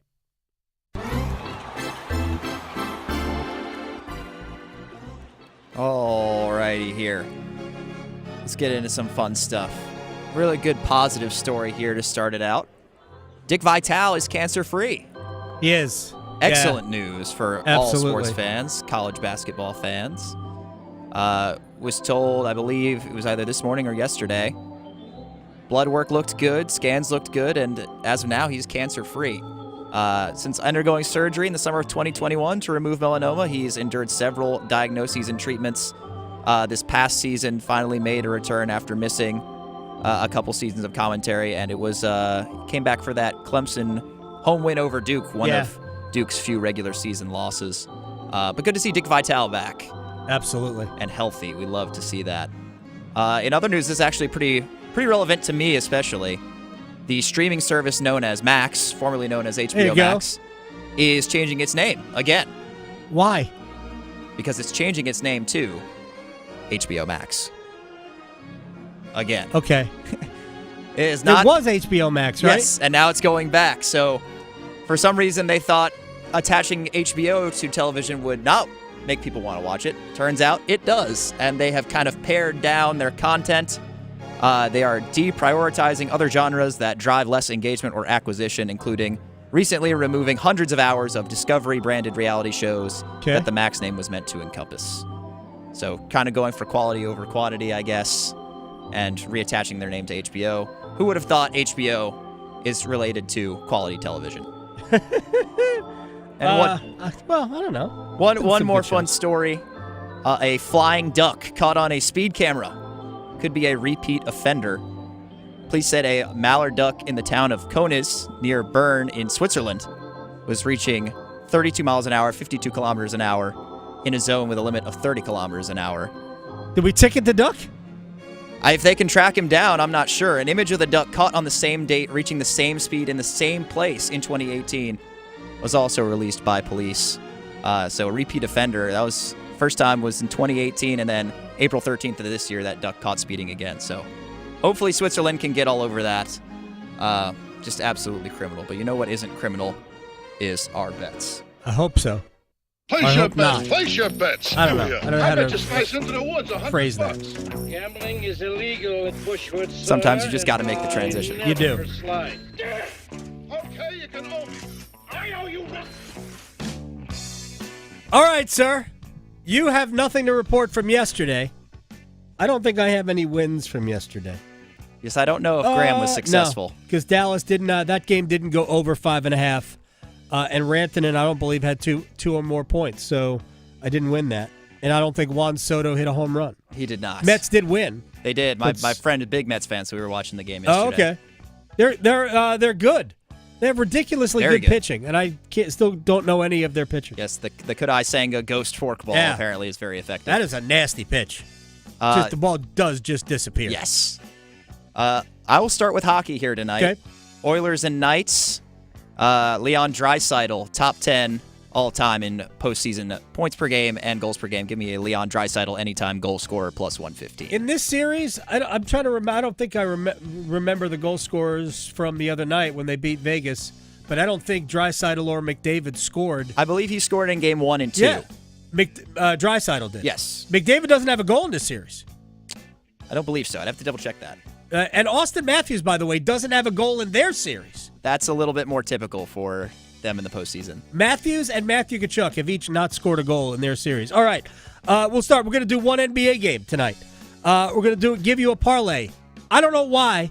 I think Golden State is going to have a Jimmy Butler game tonight and beat Minnesota in Minnesota to close it to where they're trying to close it out. Minnesota will close it out in Game 6 of Golden State. Golden State on the money line plus Jimmy Butler at least 30 points. That is plus 665. Oh, yeah. A little bit of juice there. Yeah. I'm going to go over to golf here. Got to fire this off for the first round. Sure. Scotty Scheffler and Bryson DeChambeau, first round, top 10, including ties, plus 706. Oh, both of them top 10. Oh, that's a great. Including ties as well. Why is that plus 706? That is an incredible bet. All right, I have to do these quickly. Rory to win plus 450, but if you like JT, he's plus 2,200. Jordan Spieth, top 5, plus 750. Patrick Reed, top 10, plus 490. Talking sports, dropping truth. The Adam Gold Show on the North Carolina Sports Network. I have a scenario for you. You and the fellas were going to play golf, but life got in the way. Yard work. Maybe the kids had a game. Adam Gold here for X Golf in Cary, and here's what you need to do. Get a bunch of couples together. If you're into golf, experience the best simulator play you've ever seen. And if you're not, just hang out, watch the game, relax with a cold adult beverage, some great food as well. Way more than golf. It's fun. McGregor Village, off of US 64. PlayXGolf.com/Cary. Hear that? That's the sound of digital instants from the North Carolina Education Lottery. With instant wins, progressive jackpots, and bonus games right from your phone. It's nonstop chances to win like you've never seen or heard before. Oh, yeah! Big money! Visit nclottery.com to get in on the action. Must be 18 to play. See prize and odds charts at nclottery.com/digital-instants for details. Problem gambling helpline 877-718-5543. It's time for the Coastal Scholar Athlete of the Month. Creighton Blackwell here once again from Coastal Credit Union and 99.9 The Fan. Today we are at East Chapel Hill High School, and we're here to celebrate our newest Scholar Athlete of the Month, Isabel Woke. I've been volunteering a lot with teaching kids how to swim, and I just really love giving back to this sport that has given me so much. And it's really just inspires me and motivates me to see other people getting in the water and really learning to enjoy it. I think Isabel has an automatic natural ability to be a leader, and it's really actually impressive. And I think it's great because she has a lot of experience, and she's very humble and has a great personality and a great person to be around. She is articulate, she is smart, she is empathetic, she is everything that you would hope most teenagers are. So every once in a while you get lucky enough to meet a student who just operates in a different plane than the rest of us. And those students are the ones that make you wonder, what are they going to do later on in life? And she's one of those. I'm so thankful for my coaches and my teammates and my parents who have just made this possible. Congratulations, Isabel. For over 20 years, 99.9 The Fan and Coastal Credit Union have been recognizing scholar athletes at Triangle area schools. If you'd like to nominate a high school athlete, text AWARD to 919-860-5326. That's AWARD to 919-860-5326. Two guys drove to work. Neither guy wore a seatbelt. One guy got a ticket. One guy didn't. The same two guys drove home. One guy wore his seatbelt. One guy didn't. One guy made it home. The guy not wearing his seatbelt didn't. Don't risk it. Click it or ticket. Paid for by NHTSA. I'm Dr. Miller, a dentist and a volunteer for Dental Lifeline Network. DLN asks dentists to volunteer to see just one patient per year who might not have access to proper oral health care. Join me in making a difference. Go to willyouseeone.org to learn more. The success you've already had matters at University of Maryland Global Campus because we're a school for real life.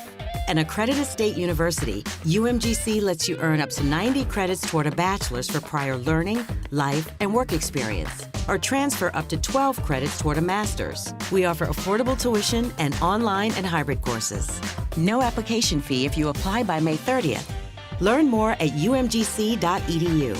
Certified to operate in Virginia by Chev. I'm attorney Brian Ritchie. Big truck accidents can cause life-changing injuries, and life-changing injuries deserve life-changing money. I know big truck wrecks, and I know how to fight those big insurance companies. If you've been hurt by a big truck, contact us at ritchielaw.com. I'm on top of it. Broadcasting live from the Lenovo Studios. WCMC HD1 Holly Springs. 99.9 The Fan. The Triangle Sports Leader. This is the Adam Gold Show. Football's still pretty much football. I mean, the players are younger, but they don't have so many bad habits. They don't have some good habits. So there's just more of a development aspect to it. And it's really just getting to learn the new team. You know, I haven't worked with any of these players before, so getting to know the ones who are on the team and then some of the ones who are coming into the portal, starting to come together, and it'll continue to come together and build. And just excited about the upswing for the entire year. It'll be a long process, but just want to get better day after day after day and keep stacking those good days together. Stacking days on top of one another. Oh, man, the cliches were great from Belichick yesterday, but that's really what he does. It's what he's always done. I saw a little blurb from Mike Florio from Pro Football Talk, who said that Belichick, because he refused to address Jordan Hudson in interviews with WRAL-TV, we presented that interview yesterday. And also the News and Observer, the stipulation in those two interviews was that the conversation would only be about football, would not be about other things. And I have not yet read the Luke DeCock piece, so I can't speak to anything that he asked or not. So, and I'm not criticizing anybody here. But Mike Florio's statement was, by refusing to address Jordan Hudson, Belichick looked weak. And all I'm saying is that Belichick looked Belichick to me. No difference. Not weak, not strong. Bill. That's what he looks like. And whether that's good or not, I don't know. I don't blame him for not talking about it. Right, and he's getting all the criticism for not being focused on football, but if he doesn't want to talk about it, then he gets criticized for not talking about that. So I could see it from his perspective, definitely. He doesn't want to talk about it because there's no win here. There's no possible win for him. So he's just not going to talk about it. He doesn't look weak, or he didn't look weak, coming out of a game in which the Patriots didn't play well when he said, "We're on to Cincinnati." He didn't look weak then, which is far more important to address deficiencies the week before than it is in this situation. Nobody said he looked weak then. I think that there are people that, and look, Bill Belichick has rubbed a lot of people the wrong way, I'm sure.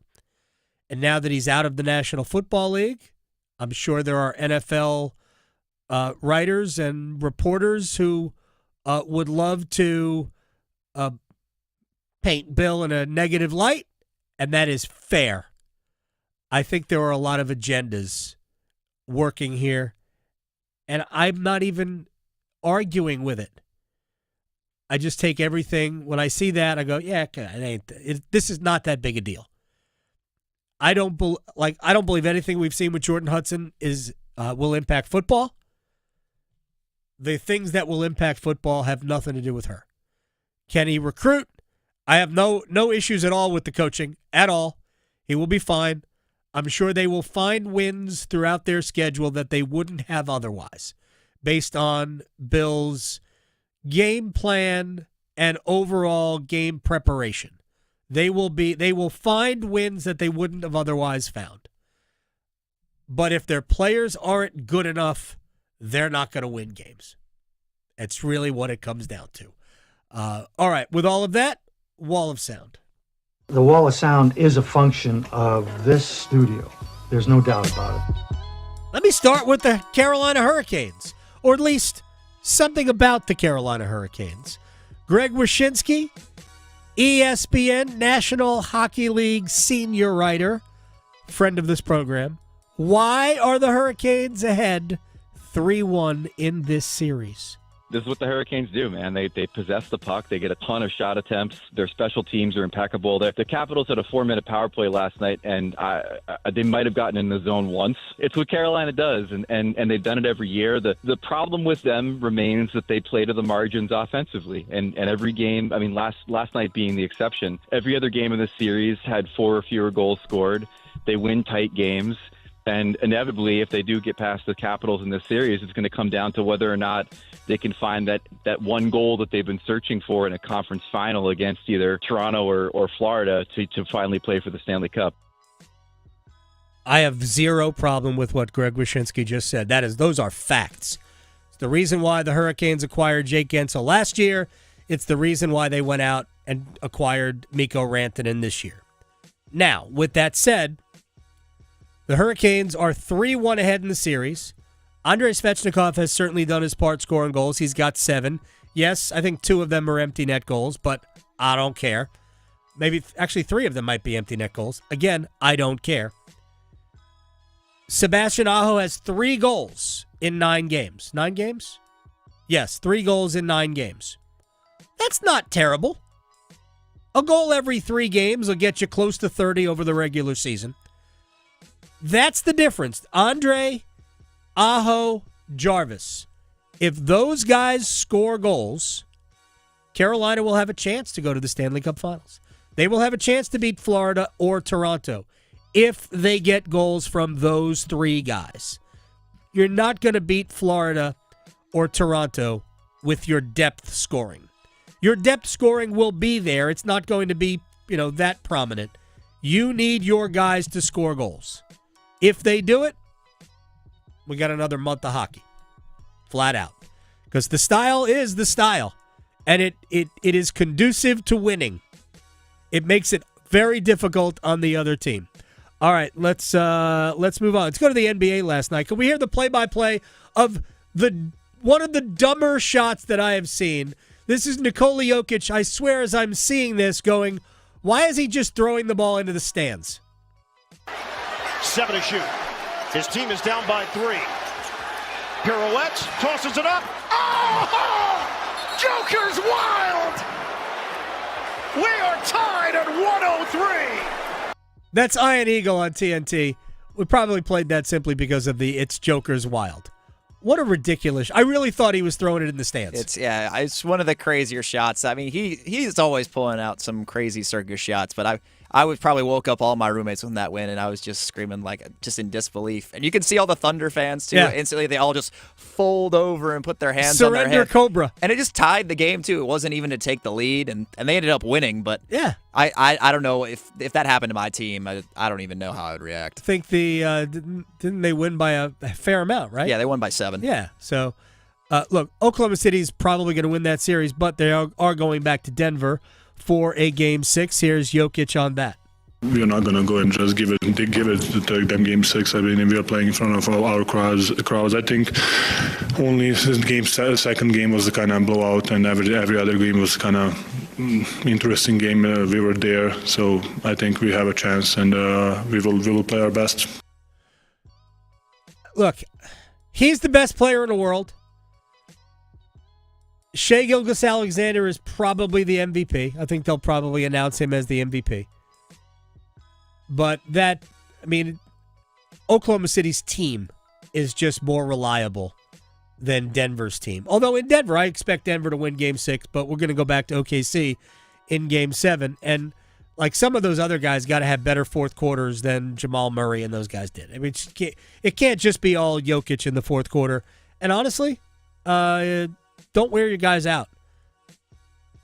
Tom Thibodeau, don't let Tom Thibodeau coach your team too. All right, one thing. Pete Rose, Shoeless Joe Jackson, and others were essentially taken off the permanently banned list when they named that the lifetime banned list. And since those lifetimes have ended, they are now eligible to be voted into baseball's Hall of Fame. Tim Kurkjian from ESPN was asked by Kevin Negandhi on SportsCenter if he would vote for Rose.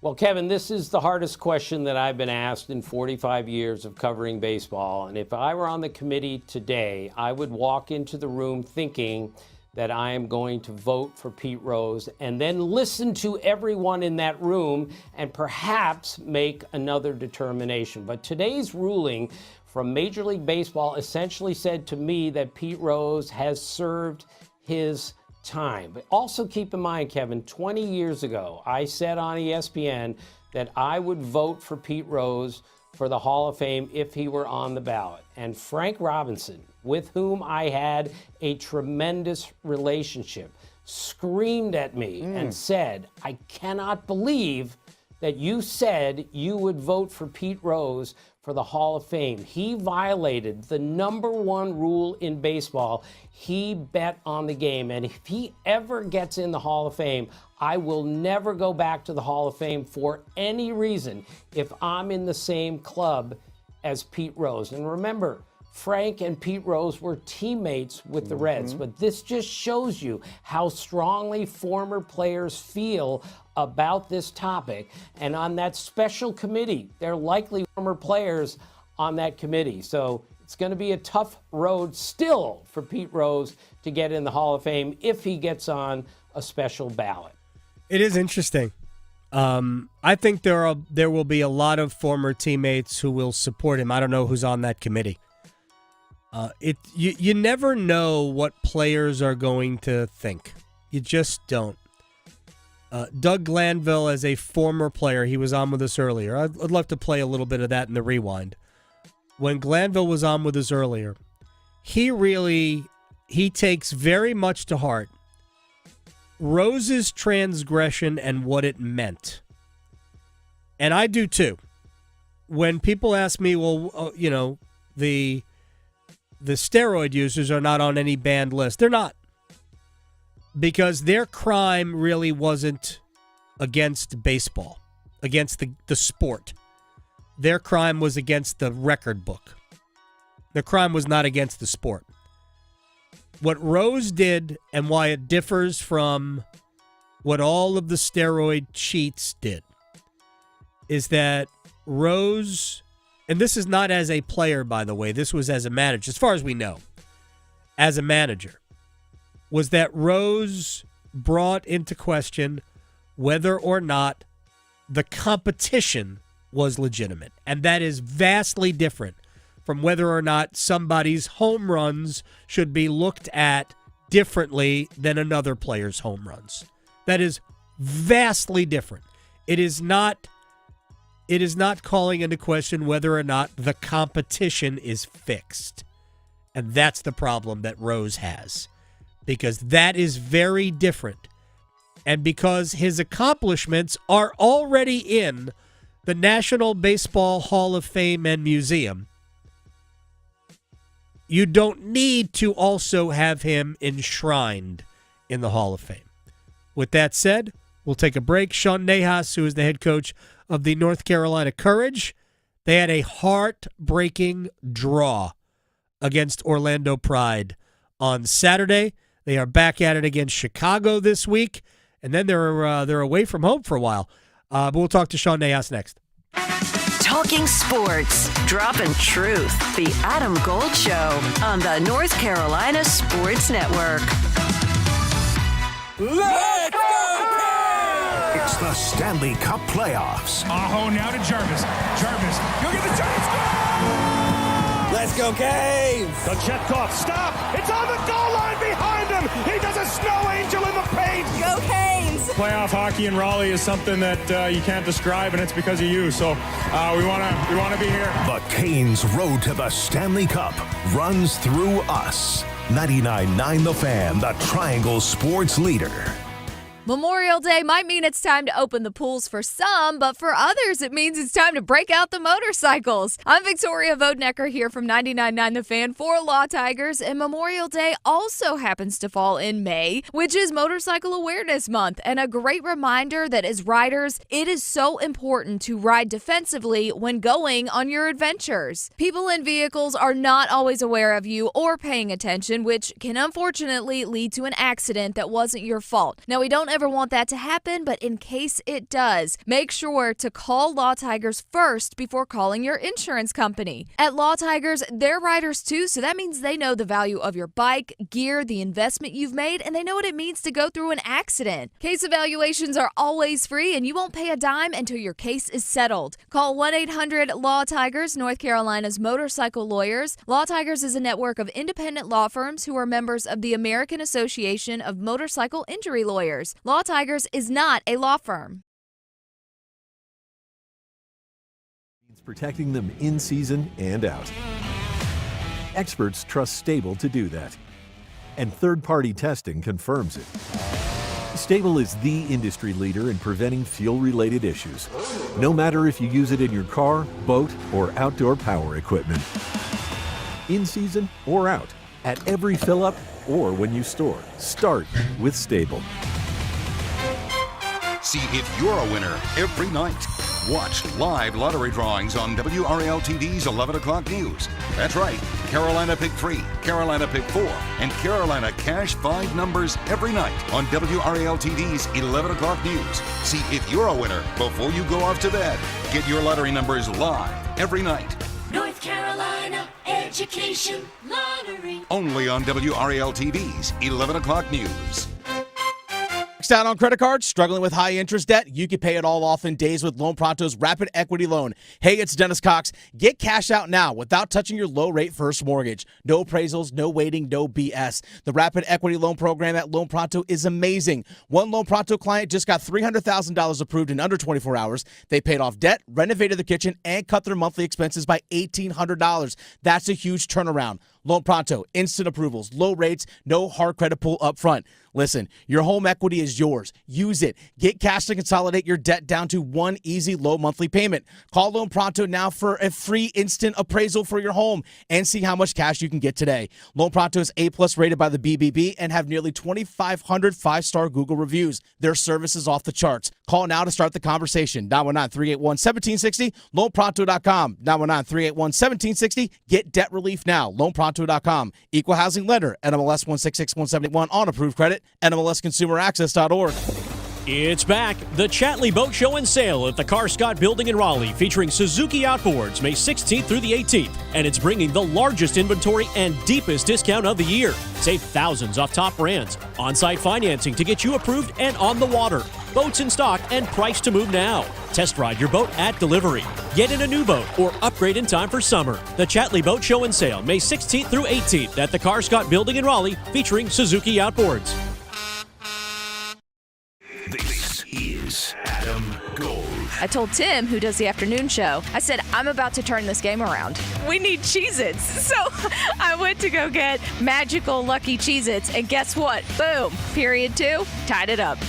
And then at the end of the game, I still had like 8 Cheez-Its in the cup left, and I said, Lucky Cheez-Its. There you go. The Adam Gold Show.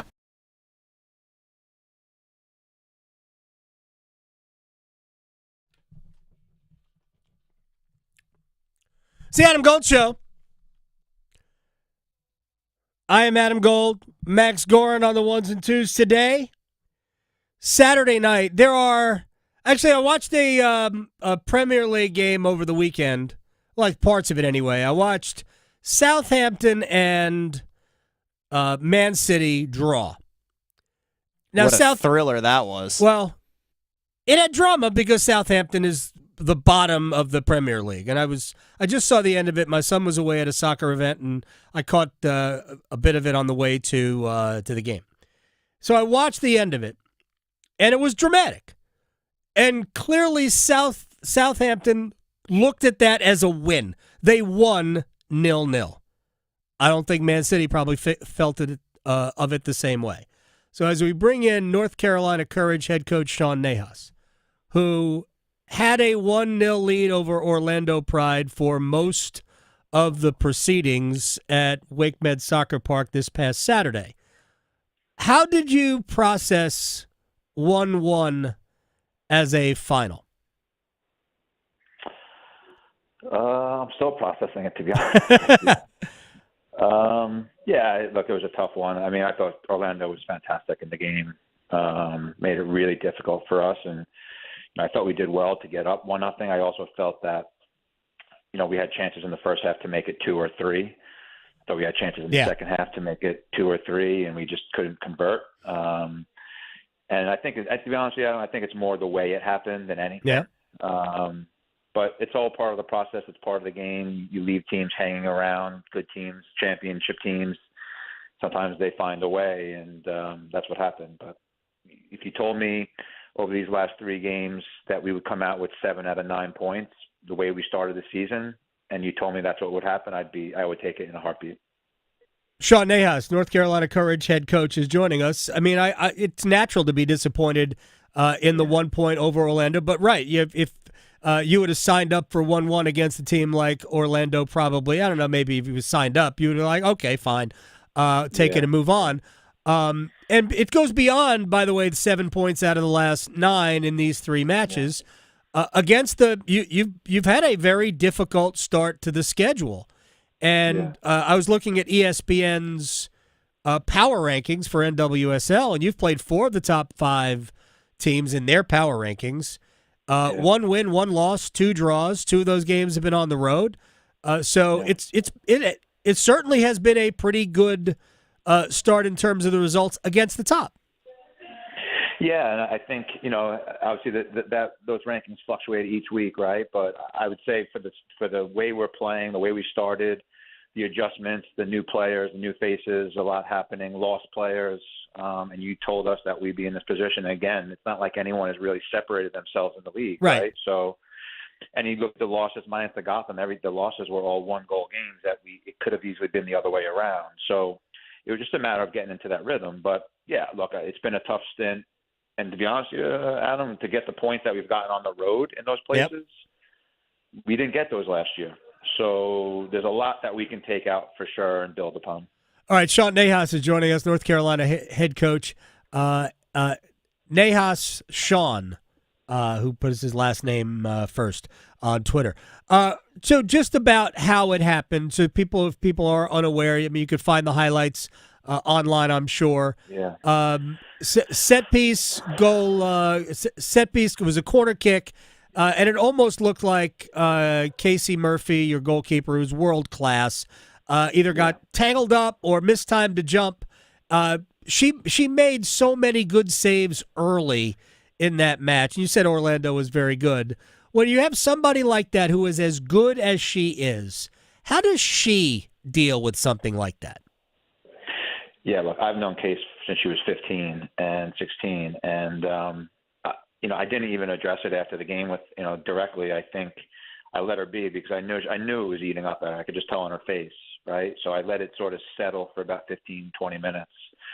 And then I just pulled her aside and went up to her because I could see she was wearing it on her face. She was overthinking it. And I went up to her and I said, look, this is all part of being great, right? And at the end of the day, not everything's going to go your way, but you've also won us games. You've kept us in games.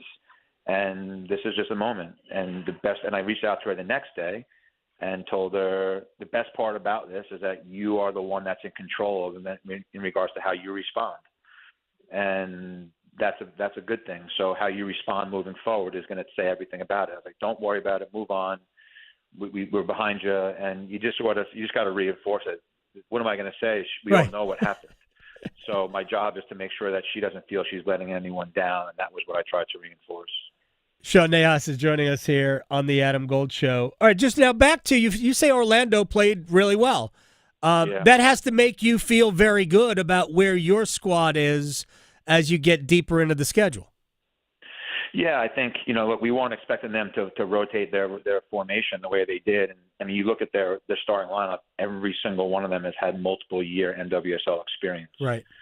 They're really athletic. I said this to my staff. It's almost like a blueprint or a carbon copy in some ways that to our 2018-19 team, athletically, speed, pace, power. And they made it really difficult for us to do what we wanted to do. And we weren't expecting them to go man-to-man in certain areas, and they did. But I felt like when we broke through, we always created a chance. And I felt that our biggest strength was our transition from defending to attack. That's where our goals came from, or our opportunities came from. So, yeah, look, anytime you're playing the defending champs and the talent that they have, and you're able to get a point, a minute and a half away from getting 3. Yeah. With such a young, inexperienced group, I think you could be proud of the group for sure. I want to ask you about the young and inexperienced in a second. I did read today that Marta was called up by Brazil. I thought she retired. Look, Martha can play as long as Martha wants to play. I said this is why she's still one of the best players in the world. What she's doing after coming back from a reconstructed knee surgery is out of this world. How do you deal with a player? Not Marta. How do you address defending a player like Barbara Banda? That's interesting because when we first played her last year, when she first entered the league, the first game was against us, and we were the guinea pigs. Nice. And I thought, I said this at halftime to my players. Our formation gave us an extra player in the back, but I thought Macy Bell was exceptional. Yeah. In how she defended her. I thought KK was phenomenal in how she defended it. I think we just took away the spaces she wanted to run into. We knew the areas she wanted to get in. You do have to be physical with her. I think part of it, too, is she knows how physical she is. Yeah. And anytime someone tries to match that, it sort of throws her off the game a little bit. And I thought our group was absolutely tremendous. All right, let me ask you about youth and your team. Jayden Shaw is part of the women's national team system. She's coming off the bench for you. So I'm just curious, is it by design? Do you feel she's more comfortable there? What is you're not trying, like, it's not a developmental program. You're not a minor league for the women's national team. So I'm just curious how you approach a player like that. Yeah, I think she and I have had multiple conversations, and Jay and I are close. And I saw when the first couple of games she was pressing and overthinking and putting a lot of pressure on herself. She wants to match her name with what everyone talks about. I think that's part of the problem too. So as the coach, I just looked at it and said, you know what, her body language in a game or two here or there where you could see she was frustrated. And I said, I pulled her into my office and I said, look, I'm not going to start you. This is the game against Utah. I'm not going to start you because I got to protect you from yourself in many ways. Like, you have nothing to prove to me. And I don't want you to come in thinking you have to go score 5 goals. I want you just to enjoy and play. So I felt like the last 2 games was a good opportunity just to bring her in, let her sort of do her thing, get her feet wet, not feel too much pressure, protect her a little bit. And now she's been training really well. She has a smile on her face. And it was just a lot of the pressure that people put on her. Yeah, I mean, and I'm sure a lot of the pressure she puts on herself. You want to live up to, you're a national team player. Yeah, and that's a bit. She'll be the first to tell you, like, she has such high expectations for herself. And what I told her was, your expectations of yourself can't lower the level of your ability. So at the end of the day, you can still have high standards, but you still have to do what's basic and natural, and not feel that you have to do anything. No one brought you here to be the savior. We brought you here because we think you can be a massive piece of what we're doing. But when you're not yourself, then you can't do that. And again, as a coach, I have an obligation to recognize that and manage that. Otherwise she goes into a bigger hole and a bigger tank. So that's what we've done, and she's responded really well. And to be fair, also, Adam, after we won against Utah, we thought we played our best game all season. I didn't feel it was right to make any changes Sure. to the next game, So, but yeah, it wasn't a development thing. It was just more to get her to ease in and let her become herself again. Yeah, well, Rod Brindamore will never change his lineup unless there's an injury. If they just won a game, Yeah, exactly. you don't mess with that. All right, let me ask you a big picture question, and then I want to go back to your schedule before we have to say goodbye to Sean Nahas. Was it last night, the night before? Savvy King for San Diego FC, I believe, collapsed on the field. They finished the match. Now, they say they're going to readdress how they go about these things. What are your thoughts on whether or not, based on a scene like that, do you finish the match? Do you have to? Is there an obligation to do that? It's a tough one, but I would say that I do not agree with the match being continued. At some point, what becomes more important? Money and TV and finishing a game, or the potential of the unknown of someone's health. Even though they had brought, they resuscitated her and they did the CPR, your teammates are wondering what's going on. Now, if I wasn't there, so I don't know if the two teams agreed to it. I don't know if the league mandated. I have no idea. But if it was me, I would not have my team go back on the field, let alone me as a coach. So the good thing is Savvy's healthy, not healthy, but she had heart surgery and they figured it out. And because you're going to be on the road, what are your thoughts on the separation from home games here? Home games here. Yeah, not a fan, I tell you that. But obviously, there's a 2-week break too, or a week and a half break, international break. So there's, that prolongs it. I mean, it is. You have to play these games on the road at some point. Which, if we're having these away games now, that means at the end of the season we're home. So there's that balance. Yeah, it's not ideal, but the TST tournament, that's a whole nother discussion. I hate being displaced. Right. In the middle of our season for something that, it is what it is, and I get it, but we're in the middle of our season, and to be sent on the road and all that stuff, it is difficult and it is hard to travel in this country to play football because we're not going around the corner, we're going across the country. Right. But it is part of it. We're used to it. We'll embrace it and make the most of it. But, it's not ideal by any stretch. Yeah, and I know it's different for you than it is for somebody like me who loves the event so much. I've just completely fallen in love with that because it is just a celebration of the game. Even though the game is very different, it's a completely different game, but it is just a blast to be out there and to watch it and to to think I know what's going on, even if I don't. It's nonstop. We love it. Yeah, we love it. Like when we're on the road and we're watching it. It's just we're watching people on our field, and I'm like, man, I wish we had a home game this weekend instead of sitting in this hotel. But yeah, we watch. I mean, fans of football, we think it's a great event. It's just when you're being displaced from your facility that we're watching it on, it makes it a little bit more difficult. Yeah, real quick, the grass is different, right? When you come back, it'll be Bermuda, right? I think it's ryegrass now, right? Yeah, they'll resurface it. It's in great condition now, but they'll resurface it. And I think even after last year at TSD, we played. They rolled it in 48 hours. We were playing. It was in decent condition, but the seams weren't taken in yet. Right. Hence the reason for the prolonged absence from being home. All right. Good luck against Chicago, Sean Nahas. By the way, 5:00 start, right? It's an earlier start. 5:00. Yeah. All right, and it's Star Wars. I think it's Star Wars Day.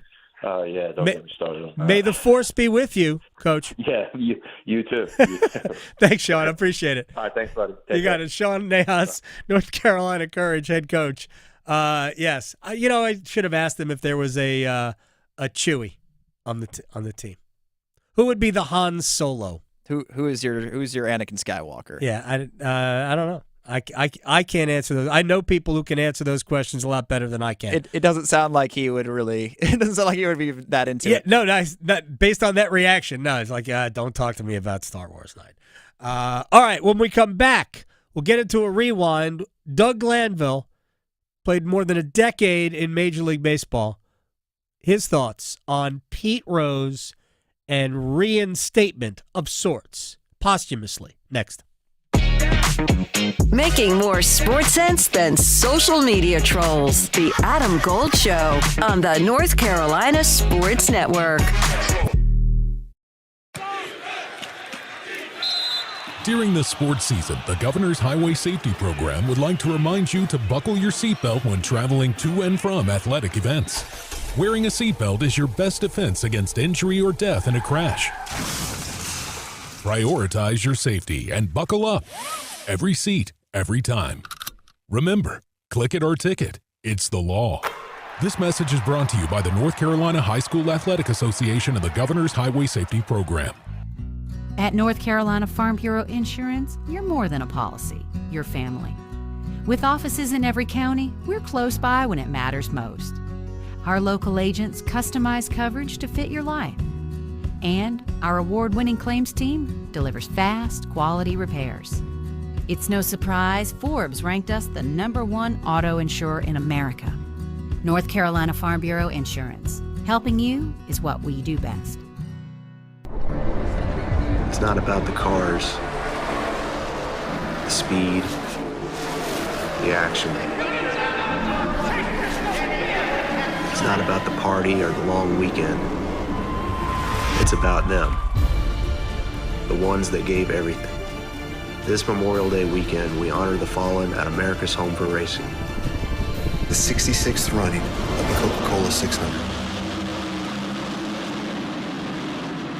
Imagine a school where you can study AI and ancient Egypt, become a National Honor Student, join a cooking club, or code the next big video game, and do it all in a comfortable space. Your own home. Welcome to NC Cyber Academy, a K-12 tuition-free virtual charter school that provides you with a flexible, personalized education designed to prepare you for college and a career. Visit myncca.com and discover a learning experience that works for you, your family, and your future. Every day, people battling addiction suffer in silence. Because of stigma, they fear judgment. They fear being labeled, and too often, they don't get the help they need. But you can help change that. Join the Governor's Institute and be a superhero in the overdose battle campaign. Learn how to break the stigma, support those in need, and save lives. Visit governorsinstitute.org/superhero to get involved. Be a hero, fight stigma, save a life. May is Older Americans Month, and AARP North Carolina is working to flip the script on aging. From helping you stay physically and financially secure to making sure our state is great for all ages, AARP is right here in your backyard, offering local events and advocacy to improve lives and communities. Let AARP help you get the most out of life by listening to AARP Without Limits, wherever you listen to your podcasts. It's okay not to be okay. Feelings of loneliness, anger, and worry are completely normal, and you're not alone. If you need help coping, call, text, or chat the free 988 Suicide and Crisis Lifeline. Someone is always there to talk, day or night. Together, we will find the care that works for you. Just call, text, or chat 988 anytime to talk to a trained counselor who will listen, provide support, and connect you to other resources that can help. Let's get through it together.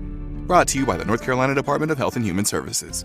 Did you know, along with keeping their local communities powered, public power line workers are part of a mutual aid network spanning the state and country? Public power crews help their neighbors when natural disasters damage electric systems. And that mutual aid network is one of the reasons public power has the highest reliability rating among energy providers, forming a camaraderie among line workers that's second to none. Interested in joining public power? Learn more about careers at electricities.com. This is Adam Gold. He doesn't have many years to choose from. No, and part of that was COVID. Nobody's picking COVID.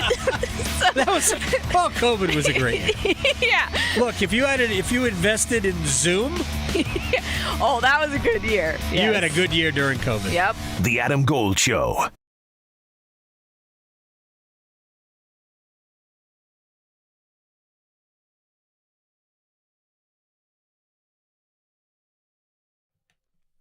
It's the Adam Gold Show. I am Adam Gold. Max Garn producing the program. You're here tomorrow, too, right? Correct. How will we stay focused while the PGA is on live? Because the PGA on TV, not on my laptop. PGA starts, I believe, noon. ESPN begins coverage. How are we going to stay focused? Because we won't. You shouldn't have told me that. Right. That's it's a trick question. Maybe we'll just pre-record the whole I thought about that. Pass it off as live. But I'm way behind on even setting that up. But if I can, then we will be completely recorded by noon tomorrow. So we'll just sit here and we'll just drink caffeinated beverages and watch golf.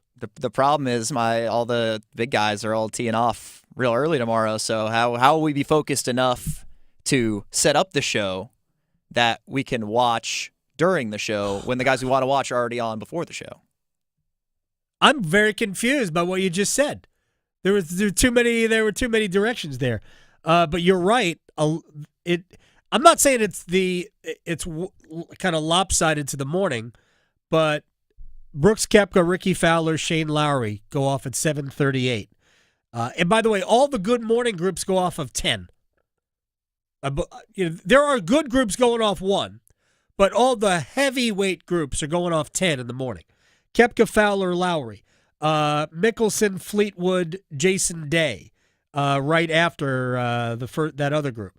Rahm, Cantlay, Fitzpatrick. We'll see two guys miss the cut. Rahm and Fitzpatrick. Matthew's gone through it. He had not had a good year. I think Patrick Cantlay has a chance to be a legit factor. I think he'll be up there on the leaderboard, but I'll never be convinced that he'll win a major. Cantlay? Yeah, it's just anytime he's in the mix, it's just especially in the biggest tournaments. Like last year, Pinehurst, he was kind of hanging around, but just couldn't make the step. He was right up there group with Rory, and he just couldn't. He just didn't make enough moves on Sunday to really be in it. Considering that I would be in the will never root for Patrick Cantlay box, that doesn't make me sad that you share that opinion. McIlroy, Scheffler, Schauffele, 8:22 off the 10th. But there are some good groups in the afternoon, and they will go off of 1. Real quick, Eric Van Rooyen, who I think that he finished second to Scotty Scheffler when Scheffler was 31 under. Yeah, I think he shot like 23 under and was 8 shots back. He was second. Michael Block, remember the PGA champion a couple of years ago at Oak Hill? Blocky. Where he ended up finishing inside the top, 12? I think it was top 15. So he qualified. He's back. I don't know if he's back this year because he finished high enough in the PGA Club Professional tournament or if he qualified again, but he's there. Mackenzie Hughes. But JT, Dustin Johnson, and Colin Morikawa at 115. Patrick Reed, Jordan Spieth, Ludwig Oberg at 125. Hideki Matsuyama, we talked about this before, who really did spit the bit back in 2017. He's playing with Wyndham Clark and Tom Kim. Kim Hall also hasn't had a really good year, nor is Wyndham Clark, by the way. But that is an interesting group. Bryson DeChambeau, Victor Hovland, Gary Woodland at 147. And if Rory doesn't win, here's who I want to win. Justin Rose, 209 with Cam Smith and Brian Harmon. I think everybody could feel good about that because he seems like such a great guy, and he had that. I mean, the back nine at the Masters was ridiculous, and then the clutch factor to drain that putt on 18 that ultimately forced the playoff, and there was a chance he could have won in regulation holes, but he really turned it on. I feel like he deserves at some point to win another major. He's just been so consistent all throughout this millennium, right? So 2012 U.S. Open at Marion, he won. He doesn't have another major. He does have an Olympic gold medal, if you want to assign importance to that. I'm here to assign importance to that. But he has also been, a great, consistently good player on tour, but I believe that your Ryder Cup record should matter, and he has been an excellent Ryder Cup player over the years. So I think he is a borderline Hall of Famer. And we first learned of Justin Rose when, as I think 17-year-old, in the Open Championship that Mark O'Meara won, in the year that O'Meara won the Masters and the Open Championship, Rose holed out from the rough on the 18th hole for eagle and finished, I believe, 4th as a 17-year-old. Turned pro right away and then proceeded to really struggle to make it for a few years before getting his footing as a pro and becoming great. So, I'm a huge fan of Justin Rose. If Rory doesn't win, I will be very, very happy to see Justin Rose do it. He's not the longest hitter in the world, but while it's easier if you're a long hitter, he is just a great, great player. All right, are you ready to rewind? I'm ready. Let's go.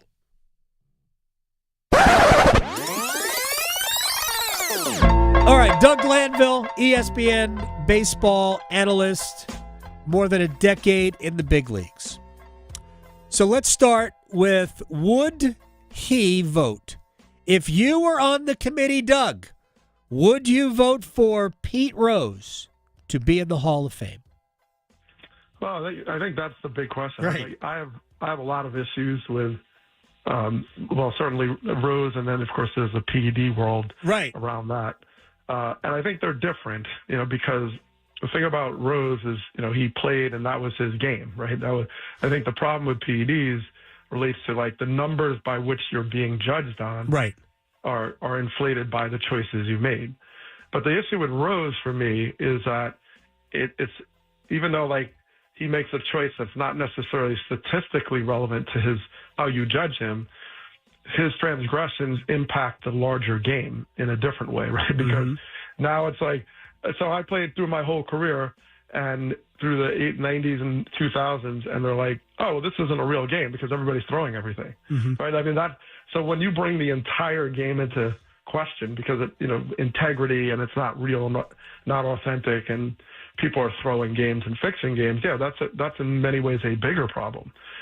And so, the thing about in life, I understand why you don't want to, have him celebrate in life unless you make some admission and other things have to happen. So you wait until he's gone. But the challenge about being gone is like, is the damage not still there? Right. I mean, we have all kinds of history that we're always debating on what we should include and discuss and where it is relevant to today. And, whether it's slavery, whether, you go back and try to figure out like, well, is the damage just completed because someone passed away? Like, and understanding that he himself can't enjoy the fruits of being inducted, you still have a legacy of what was the choices that were made. And that is really difficult to sort out. And in the end, it's voters, right? The voters get to decide. And I think Rob Manfred also wanted to remove the Bushes to say, okay, voters, it's on you now. Like, I'm not the one, like, you can decide whatever you want to do. And the Hall makes the same statement. They're like, well, we're not voting. We're not setting the rules. We just like people vote. And then we just endorse it and then put it in the museum. Right. So I think a lot of times when people step back, there's like their hands are up, kind of like, well, no, hey, I'm not the one stopping them. So it is going to end up in the voters' lap. It will. And remember that it was the Baseball Hall of Fame that took the voting for Rose, took it out of their lap when they decided that anybody on baseball's banned list would not be eligible to be elected into the Hall of Fame. All right, so I also asked Doug, in his mind, is there a difference between PED users and what Rose did? And we may have. I think the contrition. I think it matters. But I think the challenge. It's sort of like when I wrote this piece about sort of bonds and the sort of questions around PEDs and baseball like a couple of years ago. And the thing is, like, a lot of times I would go and talk about it, and then someone would say to me like, well, hey, there was a pitcher that, Bonds hit a home run off of this pitcher that was on steroids.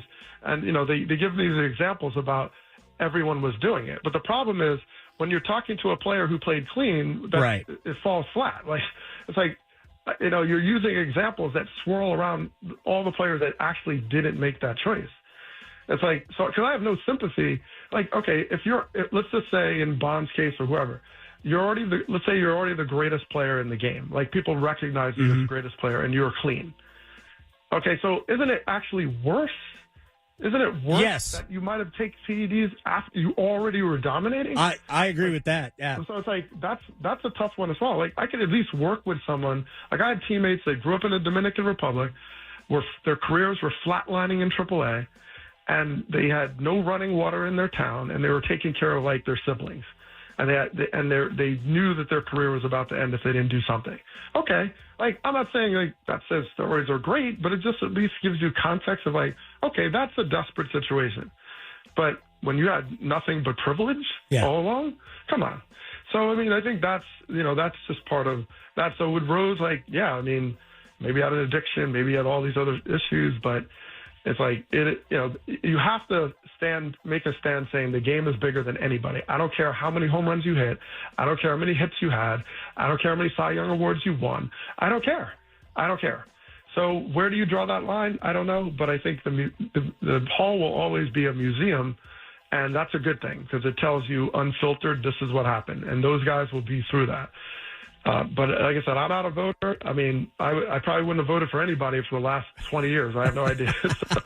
But they do have a tough challenge. I concede that, and I'm very curious how this plays out. Yeah, I mean, I wouldn't even venture a prediction on what happens with Rose. And wouldn't. And we won't even know for 2.5 years because the next era's committee is not until December of 2027. I mean, we're not even at December of this year yet. Yeah, and who is even going to be? I'm very curious to know like who selects the committee, who's going to be on the committee, who has been on it in the past. I think Tim Kirkjian mentioned in that spot yesterday that he had previously been on that committee. He was on that committee twice. How much of it is media? How much of it is former players? How much of it is executives? Which teams are they from? You know, it's a lot of factors coming into that. Who might be an aggrieved party? And I'm not using that term in any negative way at all, but it is fascinating. And people think, well, Rose didn't use steroids. Right. Rose might have thrown games. What's worse? Yeah, the second is worse. All right, Chip Patterson, who joins us every Wednesday. And this has been one of the things that has bothered me about this Bill Belichick. I'm not even saying it's a Jordan Hudson discussion. The Bill Belichick discussion. The buyout's going to drop to $1 million, and people are convinced that Bill won't get to week 1. He won't coach UNC this year. I am not of that group. I am convinced that Bill will be the coach this year. I think he will coach out the year, and I think there is a greater chance that he coaches more than 1 year than he doesn't coach at all.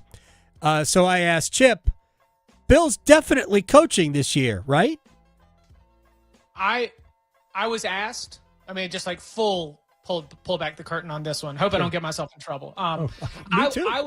I was asked if I felt compelled enough to really write he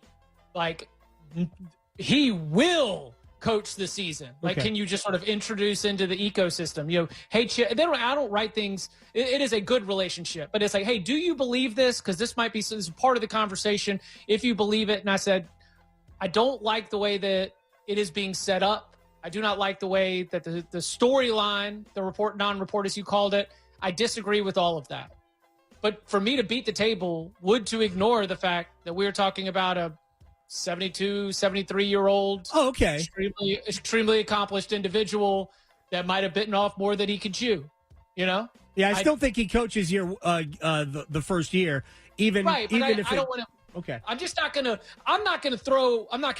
been writing about Ohio State, Michigan a little bit today. I'm not going to plant my flag on Bill Belichick coaches 12 games. I don't think that Bill Belichick is reliable enough for me to plant my flag on Bill Belichick will coach 12 games. That just seems, I mean, that's like a Danny Cannell beard bet, right? Like he said he would grow his beard out if Bo Nix was better than a top 16 pick in the draft. I think he did it for like 6 weeks. It got itchy. His wife complained, and then all of a sudden it was gone. So I'm not going to make those types of declarations unless I'm ready to follow through with it.